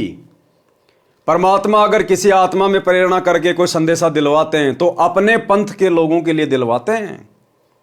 ये इस बहन का संकेत इन आश्रमों की तरफ है, इन आश्रमों की तरफ जहां पर समागमों में भीड़ इकट्ठा हो रही है। और 2018 में परमात्मा ने एक छोटा सा ट्रेलर भी दिखा दिया था। 2018 रोहतक का पशु मेला ग्राउंड, 10-12 लाख भगत इकट्ठे कर दिए गए सतलोक आश्रम मैनेजमेंट हरियाणा के द्वारा। और किस प्रकार से आंधी तूफान आया, बारिश आई, सारी व्यवस्था अस्त व्यस्त। ये तो शुक्र मनाओ कि परमात्मा की शरण में हो, वरना सैकड़ों की संख्या में वहां पर भगत भाई बहन भीड़ में दब दब के मरते। जिस प्रकार कुंभ के मेले में कई ट्रक लोगों के कपड़ों और चप्पलों के भर के बाहर फेंके गए ना, उस समय 2018 में कबीर प्रकट दिवस पर पशु मेला ग्राउंड रोहतक में एक ट्रॉली भगतों की चप्पलों की, जूतों की भर के बाहर फेंकी गई थी। भगत भाई बहन, किसी का बैग रह गया, किसी के चप्पल रह गए, किसी के जूते रह गए, किसी का बच्चा रह गया, अपनी जान बचा के भागे थे। वहां सारी व्यवस्था बिगाड़ दी काल ने। नमस्कार। नमस्कार दोस्तों, सच समाचार में आपका स्वागत है। आज हम पहुंचे हैं रोहतक पशु मेला ग्राउंड में, जहां पर कबीर प्रकट दिवस बहुत ज़ोरों शोरों से मनाया जा रहा है। आपको बता दें कि ये 622वां कबीर प्रकट दिवस है, जो कि संत रामपाल जी द्वारा इस ग्राउंड में बहुत ही विशाल तरीके से मनाया जाता है।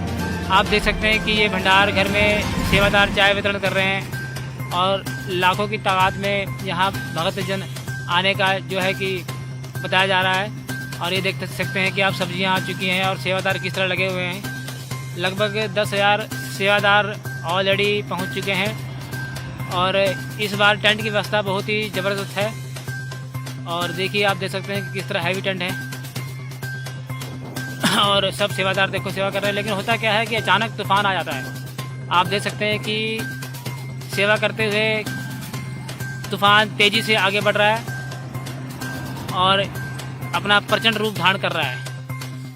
आपको बता दें कि 28 जून के भंडारे में भी इस तरह विशाल तूफान आया था और बारिश हुई थी। लेकिन इस बार भी देख सकते हैं आप कि कितना भयंकर तूफान। देखिए कैसे भगत जन तूफान में दौड़ रहे हैं। आप देख सकते हैं कि देखिए बहुत ही तेज गति से तूफान है। कैसे टेंट उड़ जा रहे हैं और सारे भगत जन शेड के नीचे आ रहे हैं। बच्चे दौड़ रहे हैं, आप देख सकते हैं इस वीडियो में। लेकिन जो हैवी शेड है उसमें कोई परिवर्तन नहीं। हालांकि इसकी व्यवस्था में कोई दिक्कत नहीं आई है, जो कि संत रामपाल जी महाराज जी ने इस बार व्यवस्था बहुत ज़बरदस्त करवाई है। देख सकते हैं कि कितना भयंकर तूफान, जो कि शेड को ले उड़ने की ताकत रखता था।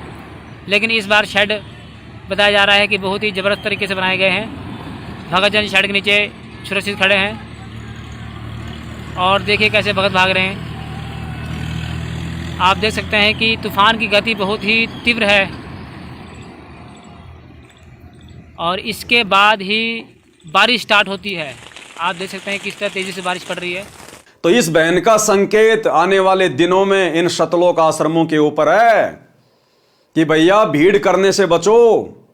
तुम्हें सतगुरु ने आत्मज्ञान करवा दिया, परमात्म ज्ञान करवा दिया। घर बैठ के भक्ति क्यों नहीं करते? बकवाद करते हुए क्यों फिर रहे हो? जब तुम्हारा गुरु आश्रम में नहीं है तो आश्रम में तुम्हें मिलेगा क्या? ये सत्संग तो तुम अपने घर पे भी सुन सकते हो, ये भंडारा तो तुम अपने घर पे भी कर सकते हो। फिर बकवाद करने के लिए क्यों भटक रहे हो गुरु की गैर हाजिरी में?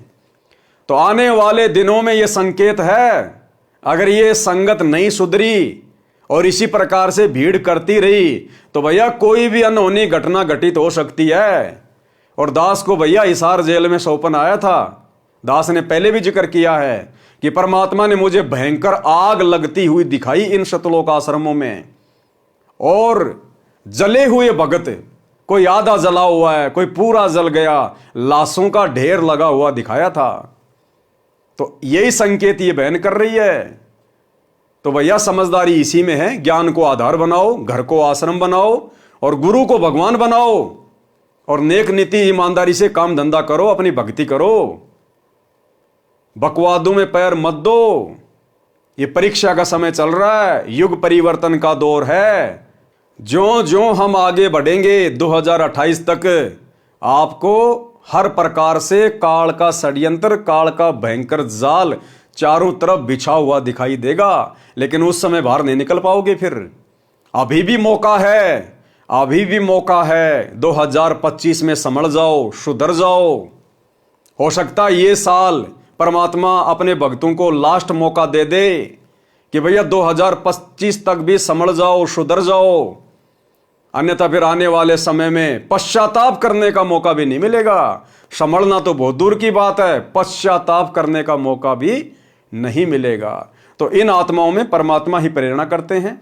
और इस बहन की तो घर बैठे बैठे सेवा लग गई। अब इस वीडियो के माध्यम से जितने भी सत्सेवक भाई बहन ये संदेश सुनेंगे, देखेंगे, समझेंगे, उनका विश्वास अपने गुरुदेव भगवान में और ज्यादा दृढ़ होगा। कि हमें तो विश्वास था ही था कि हमारे गुरुदेव सबके बाप जी हैं, लेकिन परमात्मा ऐसी आत्माओं से भी संदेशा दिलवा रहे हैं जो गुरु जी के आसपास भी नहीं है, फिर भी वो संकेतों में कह रही हैं कि वो सबका बाप आ चुका है। अब वो सबका बाप कौन है, ये बात आप और हमें भली भांति पता है। तो इस आत्मा की भी बैठे बैठे सेवा लग गई है। तो भाई और बहनों, अब हम आगे बढ़ते हैं अपने आज के टॉपिक के ऊपर। तो यही सारी बातें बार बार केशव जी कबीर परमात्मा से कह रहे हैं कि हे परमात्मा, आप सतलोक को वापस चलो। आप कैसे इन लोगों को ज्ञान समझाओगे, कैसे ये लोग भक्ति करेंगे? ना इनका शरीर ढंग का, ना इनके विचार ढंग के, शरीर में इनके नरक भरा पड़ा है। तो केशव जी ने भी हाथ खड़े कर लिए। इसलिए ये बहन कह रही है कि किसी मिडिल मैन की बस की बात नहीं है। ये कलयुग की बिचली पीढ़ी है, बाप जी ने खुद ही आना है। और बाप जी खुद 8 सितंबर 1951 को आ चुके हैं और सन 1994 से अपना यथार्थ 13वां कबीर पंथ शुरू करके सतयुग की शुरुआत कर चुके हैं। हे कबीर जी, ये सब अहंकारी जीव हैं, इनको कैसा ज्ञान और ध्यान बताया जा सकता है? ये कैसे भक्ति करेंगे? हे कबीर जी, आप इनमें कहां फंसे बैठे हो? हे कबीर मन भावने, यानी मेरे प्रिय सुन, आपकी बात उत्तम है। आप जैसा साधु हो ही नहीं सकता। आप इनका कल्याण चाहते हो, ये आपको कष्ट देते हैं। गुरुदेव भगवान हमारा कल्याण चाहते हैं, भक्तों का भी और जगत का भी, क्योंकि परमात्मा के तो सभी बच्चे हैं। लेकिन जगत वाले भी अपने बाप को ना समझकर पिछले 30 वर्षों से इनके साथ में अभद्र व्यवहार करते आ रहे हैं। और खुद के भगत भी अपने बाप को ना समझकर बरवाला कांड को करवाने में विशेष भूमिका निभा चुके हैं। जजों को भड़का के, प्रशासन को भड़का के, जजों के खिलाफ 3 पुस्तकें लिखकर और बरवाला कांड में अपनी मनमानियां करके हम भगत भी अपने भगवान को दुखी कर चुके हैं। और वर्तमान में भी 2014 बरवाला कांड के बाद से लेकर वर्तमान 2024 तक भी सतलोक आश्रम मैनेजमेंट हरियाणा ने ना जाने कितने भक्ति विरुद्ध कर्म करके राजनीति करना, स्टेडियम बनाना, हॉस्पिटल बनाना, गुंडों की सीबीआई जांच करवाना, चंदे के रूप में उनको पैसे देना, आरक्षण में भक्तों को बैठाना, चंदे के रूप में जाट आरक्षण में पैसे देना, दुनिया भर की धर्मशालाएं बनवाना, लोगों के लिए रोडें बनवाना जो कि प्रशासन का काम होता है, फ्री में बसें चलाना, एम्बुलेंस चलाना, दुनिया भर का ऋण वो कर्जा भक्तों के ऊपर चढ़ा रहे हैं, क्योंकि सारी व्यवस्थाएं भक्तों के दान से की जा रही हैं। तो आज हिसार जेल में बैठे हुए उस बाप जी को सतलोक आश्रम मैनेजमेंट हरियाणा पिछले 10 वर्षों से ज्ञान विरुद्ध हरकतों से दुखी ही कर रहा है। आपकी बात उत्तम है, आप जैसा साधु हो ही नहीं सकता। आप इनका कल्याण चाहते हो, ये आपको कष्ट देते हैं। उस लोक में जहां आपका निवास है, 5 तत्व की देही नहीं है, दम यानी श्वास से भी उस शरीर का कोई संबंध नहीं है, बिना श्वास का अविनाशी शरीर है। कबीर जी ने उत्तर दिया।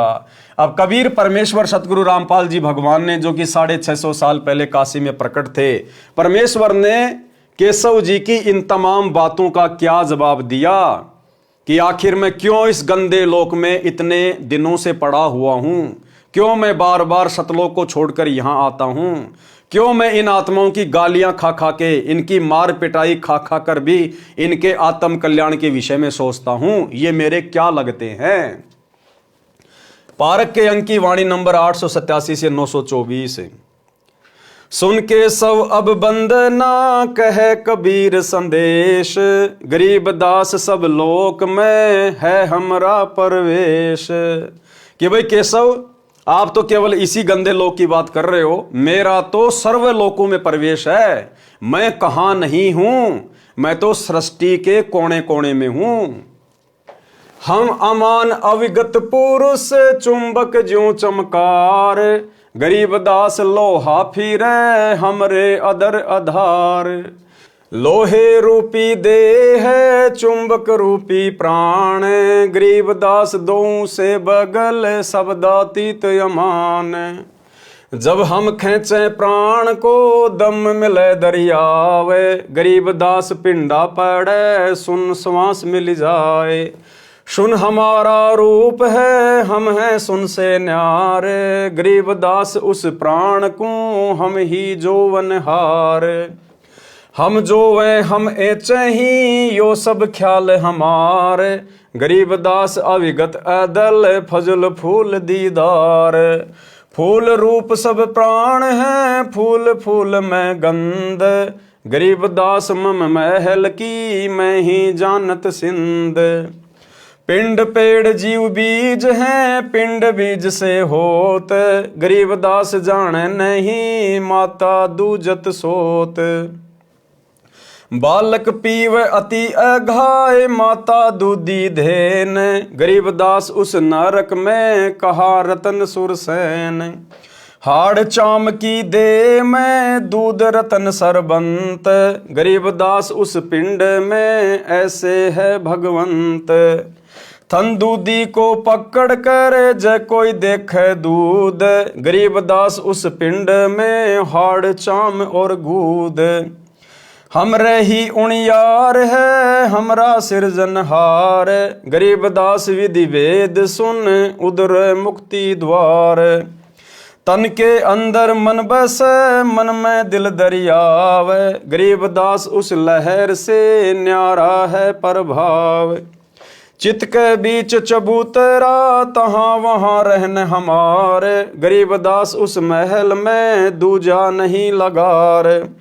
हृदय की खिड़की खुले एनक मध्य अनूप, गरीबदास घट घट बस रहे गगन जलकूप।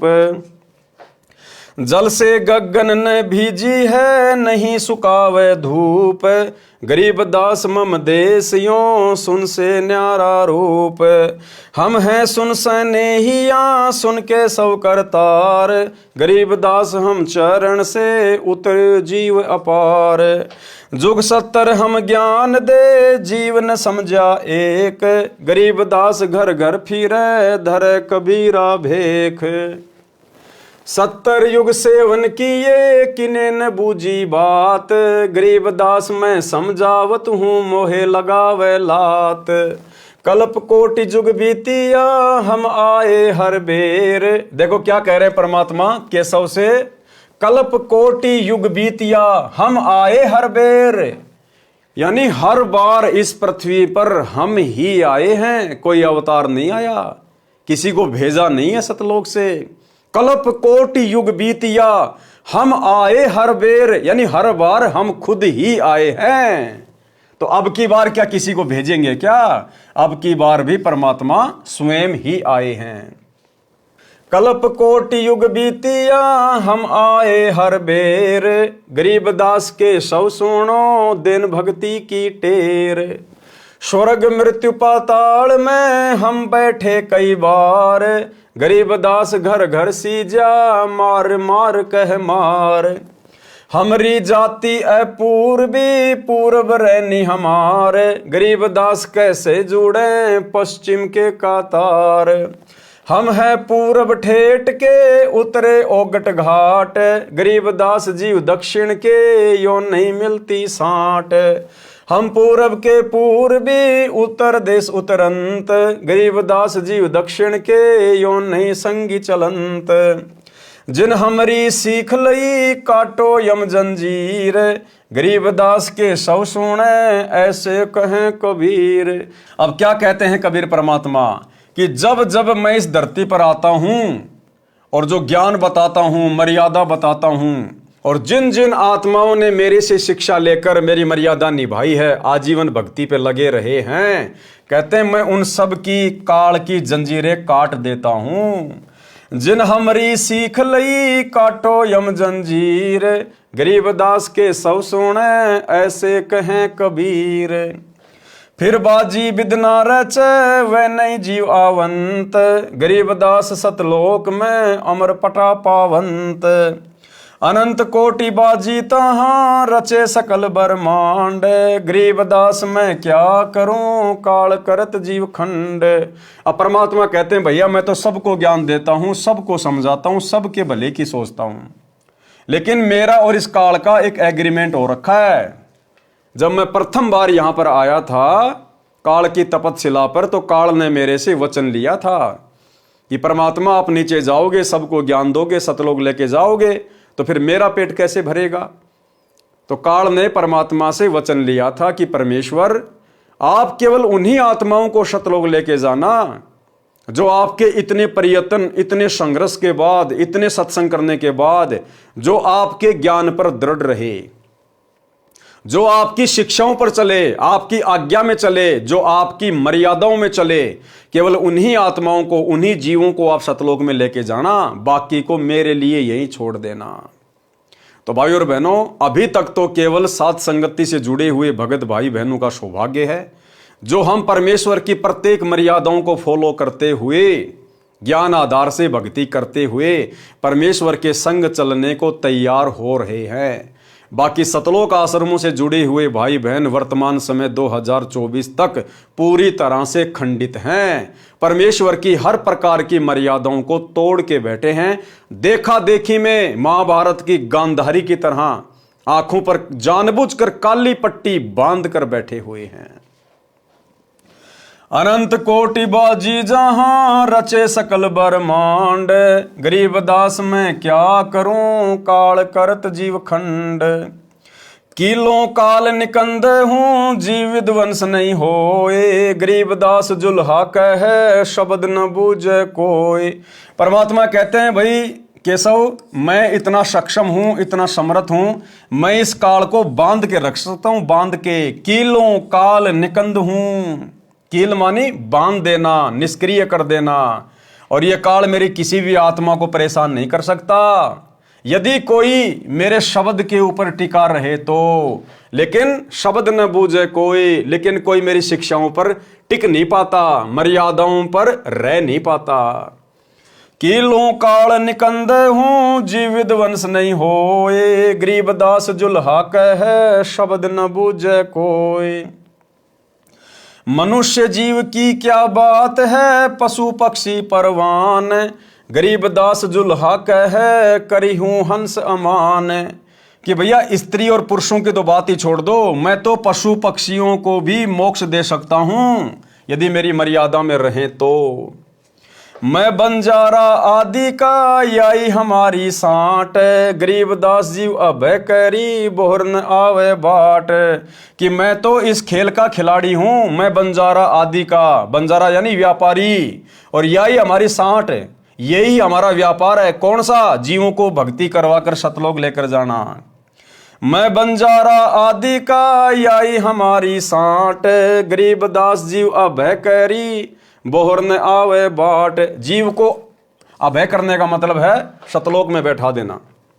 एक गाड्डे एक जारी ये नहीं मोय सुहाए, गरीब दास सतलोक में देऊं जीव मिलाए। सुन के सौ सायब धनी मैं हूं तुम्हारा दास, गरीब दास तुम हुक्म से काटत जीव की फांस। अब देखो कितनी गहरी शिक्षा है भाई और बहनों। ये बातें कौन कह रहे हैं? कबीर परमात्मा। किससे कह रहे हैं? केशव जी से। तो कबीर जी केशव जी से क्या कह रहे हैं? जबकि केशव कौन थे? खुद परमात्मा ही थे। उसके बावजूद भी कबीर जी अपने आप को केशव जी का दास बता रहे हैं। और क्या कह रहे हैं? सुन केशव साहिब धनी, केशव जी को यानी अपने ही दूसरे रूप को साहिब कह रहे हैं, धनी कह रहे हैं, परमात्मा कह रहे हैं। सुन केशव साहिब धनी मैं हूं तुम्हारा दास, कि मैं तो तुम्हारा दास हूं। खुद परमात्मा कबीर जी केशव से कह रहे कि मैं तो तुम्हारा दास हूं। इसी प्रकार सतगुरु रामपाल जी परमेश्वर सन 1994 से अपने आप को छुपाते हुए स्वयं कबीर भगवान होते हुए और उस नकली फोटो को, दाढ़ी मूंछ वाली कबीर जी की समझे जाने वाली नकली फोटो को क्या कह रहे हैं? साहेब, कबीर साहेब धनी, और मैं तो इनका कुत्ता हूं, मैं तो इनका दास हूं। तो भाई और बहनों, हमें समझ जाना चाहिए ये संदेश, ये पुस्तकों में संकेत परमात्मा ने क्यों किए, किस लिए किए, कि ये परमात्मा तो काल के साथ किए गए एग्रीमेंट के अनुसार अपने आप को स्पष्ट रूप से भगवान नहीं कहेगा, अपने आप को कबीर का भेजा हुआ कुत्ता कहेगा, उसका दास कहेगा, उसका नौकर कहेगा, उसका गुलाम कहेगा। लेकिन अब आप और हमने समझना पड़ेगा कि आत्मा आत्मा का उद्धार नहीं कर सकती। स्वयं बाप जी ही अपने बच्चों को काल के जाल से निकाल कर लेकर जा सकता है। तो 650 साल पहले भी परमात्मा कबीर जी केशव जी से क्या कह रहे हैं, अपने दूसरे रूप से क्या कह रहे हैं? उनको साहिब कह रहे हैं, उनको धनी कह रहे हैं, और कह रहे हैं मैं तो तुम्हारे आशीर्वाद से यहां जीवों का मोक्ष करने आया हूं। तो वही लीला वर्तमान में सतगुरु रामपाल जी भगवान स्वयं कबीर परमात्मा होते हुए और उस कागज के मुर्दा टुकड़े को, दाढ़ी मूंछ वाली कबीर जी की फोटो को परमात्मा कह रहे हैं, कबीर कह रहे हैं, भगवान कह रहे हैं। लेकिन आप और हमने तो समझना चाहिए इतना ज्ञान लेने के बाद, अरे गुरुदेव की तो शुरुआत में मजबूरी थी अपने आप को सीधे सीधे कबीर जी ना कहना और उस कागज की मुर्दा फोटो को कबीर जी बताना। अगर उस समय गुरुदेव कह दें कि मैं कबीर हूं, 650 साल पहले मैं ही आया था काशी में, आप और हम उस परमात्मा में 100 दोष देख लेते कि पाखंडी अपने आप को कबीर कह रहा है, भगवान कह रहा है, गांव दनाने का रामपाल जाट हमारी आंखों के सामने पैदा हुआ है। हम इनके सत्संग भी सुनना पसंद नहीं करते, इसलिए परमात्मा ने हमारी छोटी बुद्धि को देखते हुए स्वयं को छुपाया और अपने आप को कबीर जी का दास कहा। लेकिन अब 30 साल हो चुकी हैं। अरे 30 साल तक यदि किसी गधे का कान पकड़ के रोजाना गीता पढ़ाई जाए, वो भी बैकुंठ जाने को तैयार हो जाएगा। और हम भगत भाई बहन उस गधे से भी गए गुजरे, आज तक अपने भगवान को नहीं पहचान पाए, आज तक गुरु में परमात्मा नहीं देख पा रहे, फिर भला कैसे सतलोक जाएंगे। सुन के सब साहिब धनी मैं हूं तुमरा दास, गरीब दास तुम हुक्म से काटत जीव की फांस। मुझ आजिज की कल्प सुनी तुम उतरे तत्काल, गरीब दास जुल्हा कहे मग जीन्या पंथबाल। अब देखो आपको हर प्रकार के संकेत मिलेंगे यहां पर, हर प्रकार के संकेत। अब खुद कबीर परमात्मा अपने दूसरे रूप केशव जी से क्या कह रहे हैं, मुझ आजिज की कल्प सुनी कि हे केशव जी, आपने मुझ दास की प्रार्थना सुनी, अर्ज सुनी, अरदास सुनी, और क्या किया, तुम उतरे तत्काल, और तुम सतलोक से तत्काल नीचे उतरे हो। गरीब दास जुल्हा कहे मम झीना पंथबाल। क्या कह रहे हैं कबीर परमात्मा? केशव कौन था? खुद कबीर भगवान ही था ना। और दूसरा रूप जो सतलोक से सामान लेके आया था केशव जी का, खुद कबीर भगवान ही था ना। फिर भी कबीर जी अपने ही दूसरे रूप से केशव जी से क्या कह रहे हैं कि आप साहिब हो, धनी हो, आप मेरी अर्ज पर, मेरी प्रार्थना पर ऊपर से तुरंत नीचे उतरे हो। और दास यही बातें आप भाई बहनों को लगातार बोलता आया है कि 1997 में परमात्मा सतगुरु रामपाल जी भगवान जिस कबीर भगवान के आने की बात कहते हैं बार बार कि 1997 में मार्च के महीने में दिन के 10 बजे मुझ रामपाल दास को कबीर परमात्मा जिंदा महात्मा के रूप में मिले, मेरे को सार नाम का आदेश दिया और कुछ ही देर बाद अंतर ध्यान हो गए। और दास बार बार क्या कहता भाई बहनों को कि इस कबीर भगवान सतगुरु रामपाल जी को भला दूसरा परमात्मा कौन मिलेगा? ये खुद ही खुद को मिलता है, इसको कोई और भगवान ऊपर से आके नहीं मिल सकता, क्योंकि इनके अलावा इधर उधर ऊपर नीचे दाएं बाएं यहां वहां और कोई भगवान नहीं है। ये तो लीला करते हैं, अपने आप को छुपाते हैं, क्योंकि परमात्मा ने उस वाणी को सत्य सिद्ध करना था जो 1997 के विषय में बोली गई थी कि जब आवे 5500 पांचा तब ये वचन मेरा होगा साचा, 5000 और 500 जब कलयुग बीत जाए, महापुरुष फरमान तब जग तारण को आए। तो ये वाणी 1997 में पूरी होती है, क्योंकि सन 1997 में कलयुग के 5505 वर्ष पूरे हो जाते हैं। इस वाणी को सत्य साबित करने के लिए परमात्मा ने इस प्रकार की लीला की और कहा कि मार्च 1997 में दिन के 10 बजे मुझ रामपाल दास को कबीर भगवान ऊपर से जिंदा बाबा के रूप में मिले, जबकि आपको इस बात का कहीं कोई प्रमाण नहीं मिलेगा। तो भाई और बहनों, प्रत्येक बातें जो साध संगति में आप लोगों को बताई जाती हैं ये उआबाई नहीं है, गुरुदेव भगवान के विशेष आशीर्वाद और उनकी प्रेरणा से ही बताई जाती है। यही लीला परमात्मा ने वहां करी। केशव बंजारा उनका खुद का रूप, और खुद के रूप से कह रहे हैं कि आपने मेरी अर्ज सुनी, आपने मेरी अरदास सुनी, और आप सतलोक से 9 लाख बॉडी लेकर आए, भंडारे का सामान लेके आए, आप तत्काल नीचे उतर के आ गए। कौन आया तत्काल नीचे उतर के? अपने दूसरे रूप में खुद कबीर भगवान ही तो थे। तो यही लीला परमात्मा अपने आप को छुपाते हुए वर्तमान में कर रहे हैं।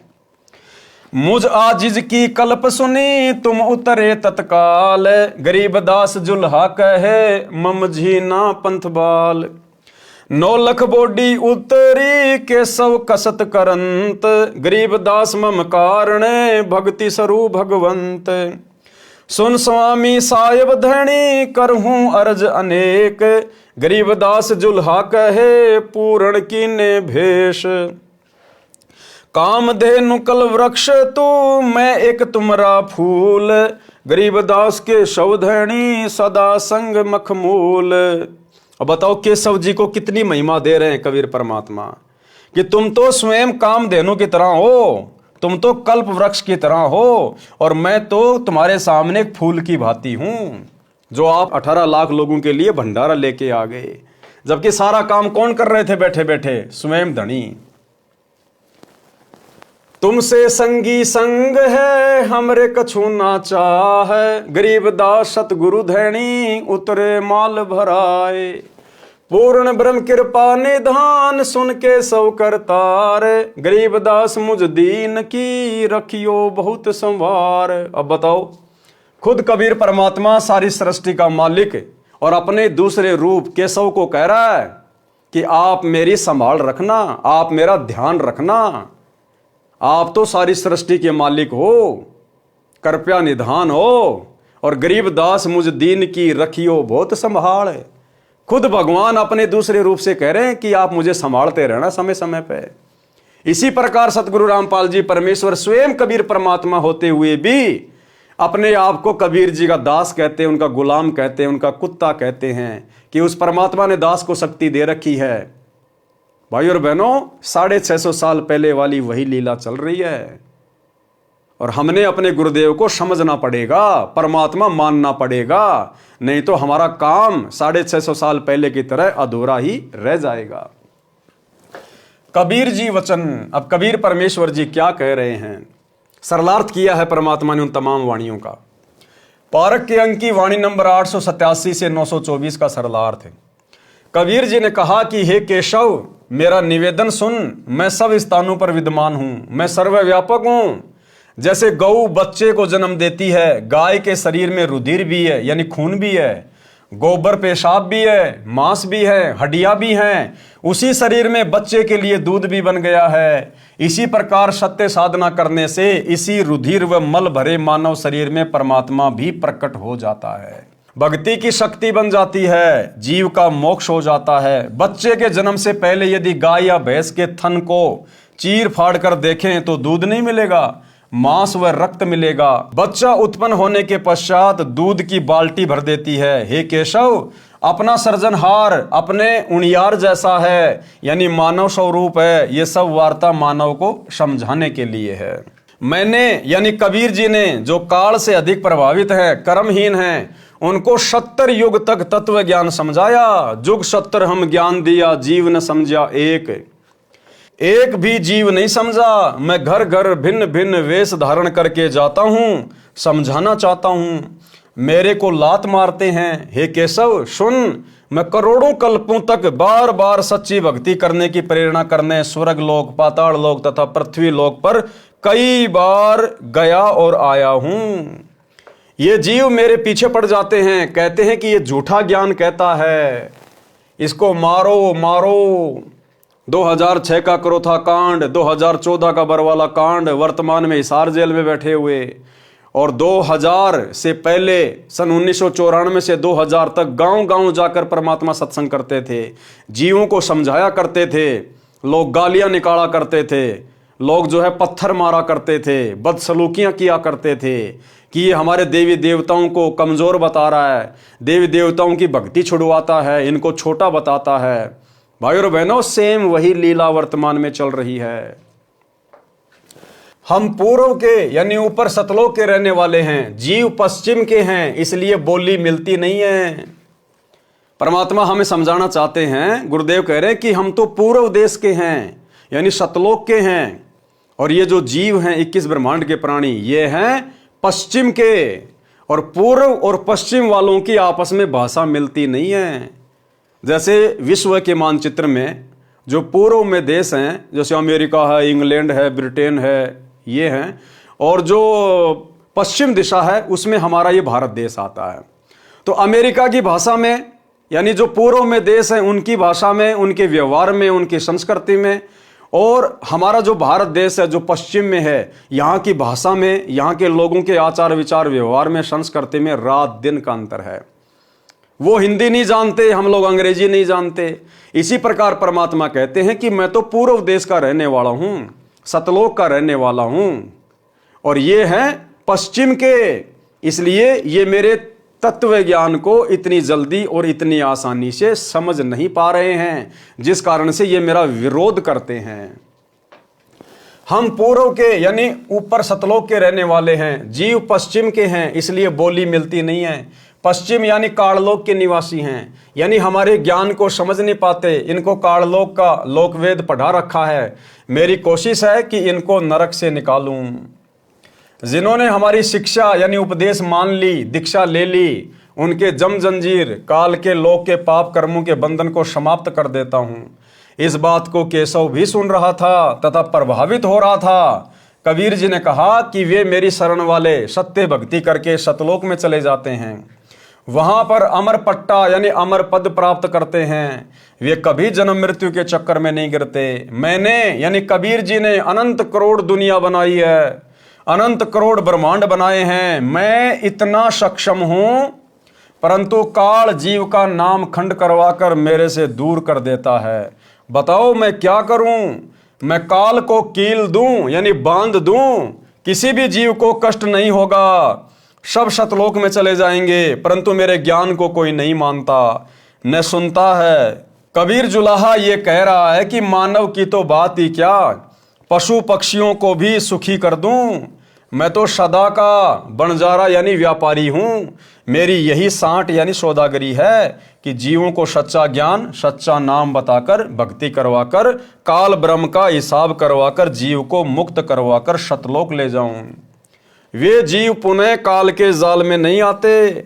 उन जीवों को अमर कर देता हूं जो भिन्न भिन्न धर्म बनाकर काल ने आपस में लड़ा रखे हैं, भिन्न भिन्न रीति रिवाज बना रखे हैं। हिंदू मुर्दे को जलाता है, मुसलमान इसे बुरा मानते हैं, वे जमीन में गाड़ते हैं। मुझे ये अच्छा नहीं लगता।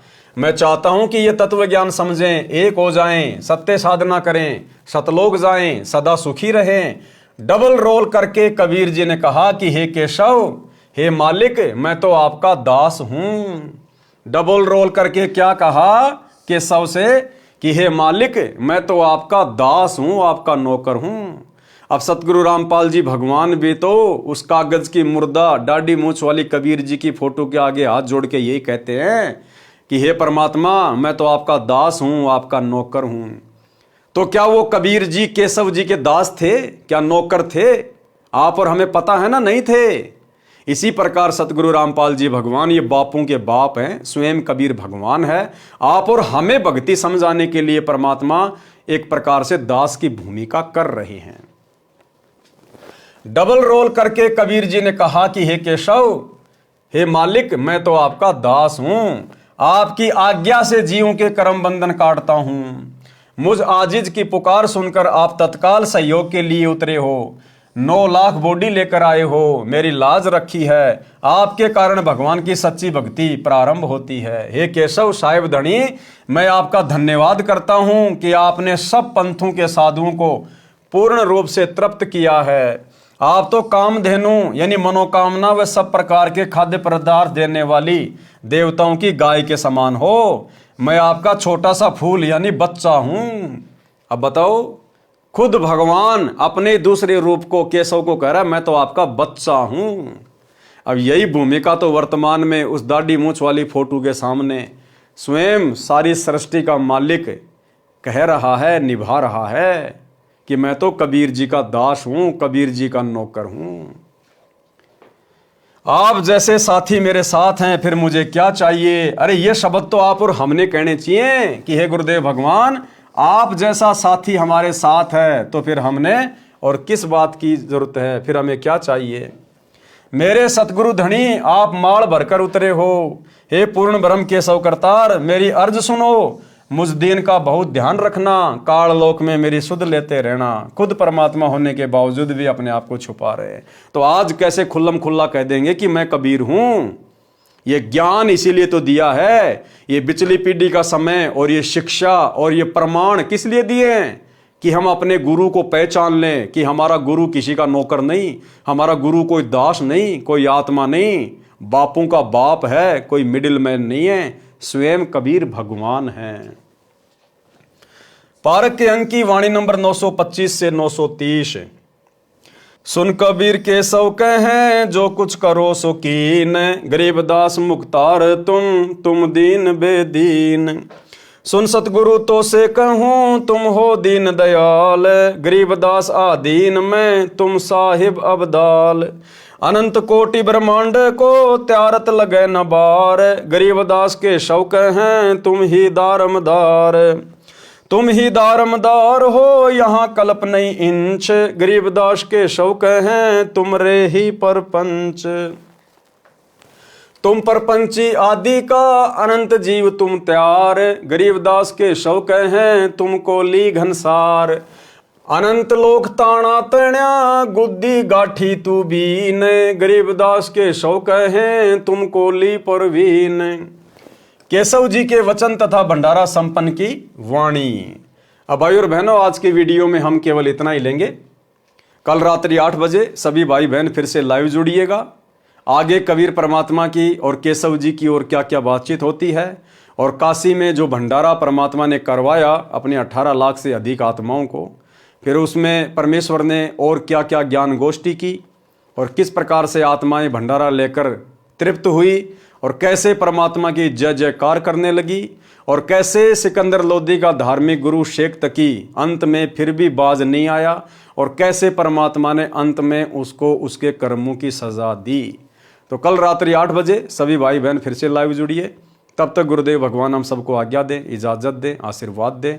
बंदी छोड़ सतगुरु रामपाल जी भगवान की जय हो।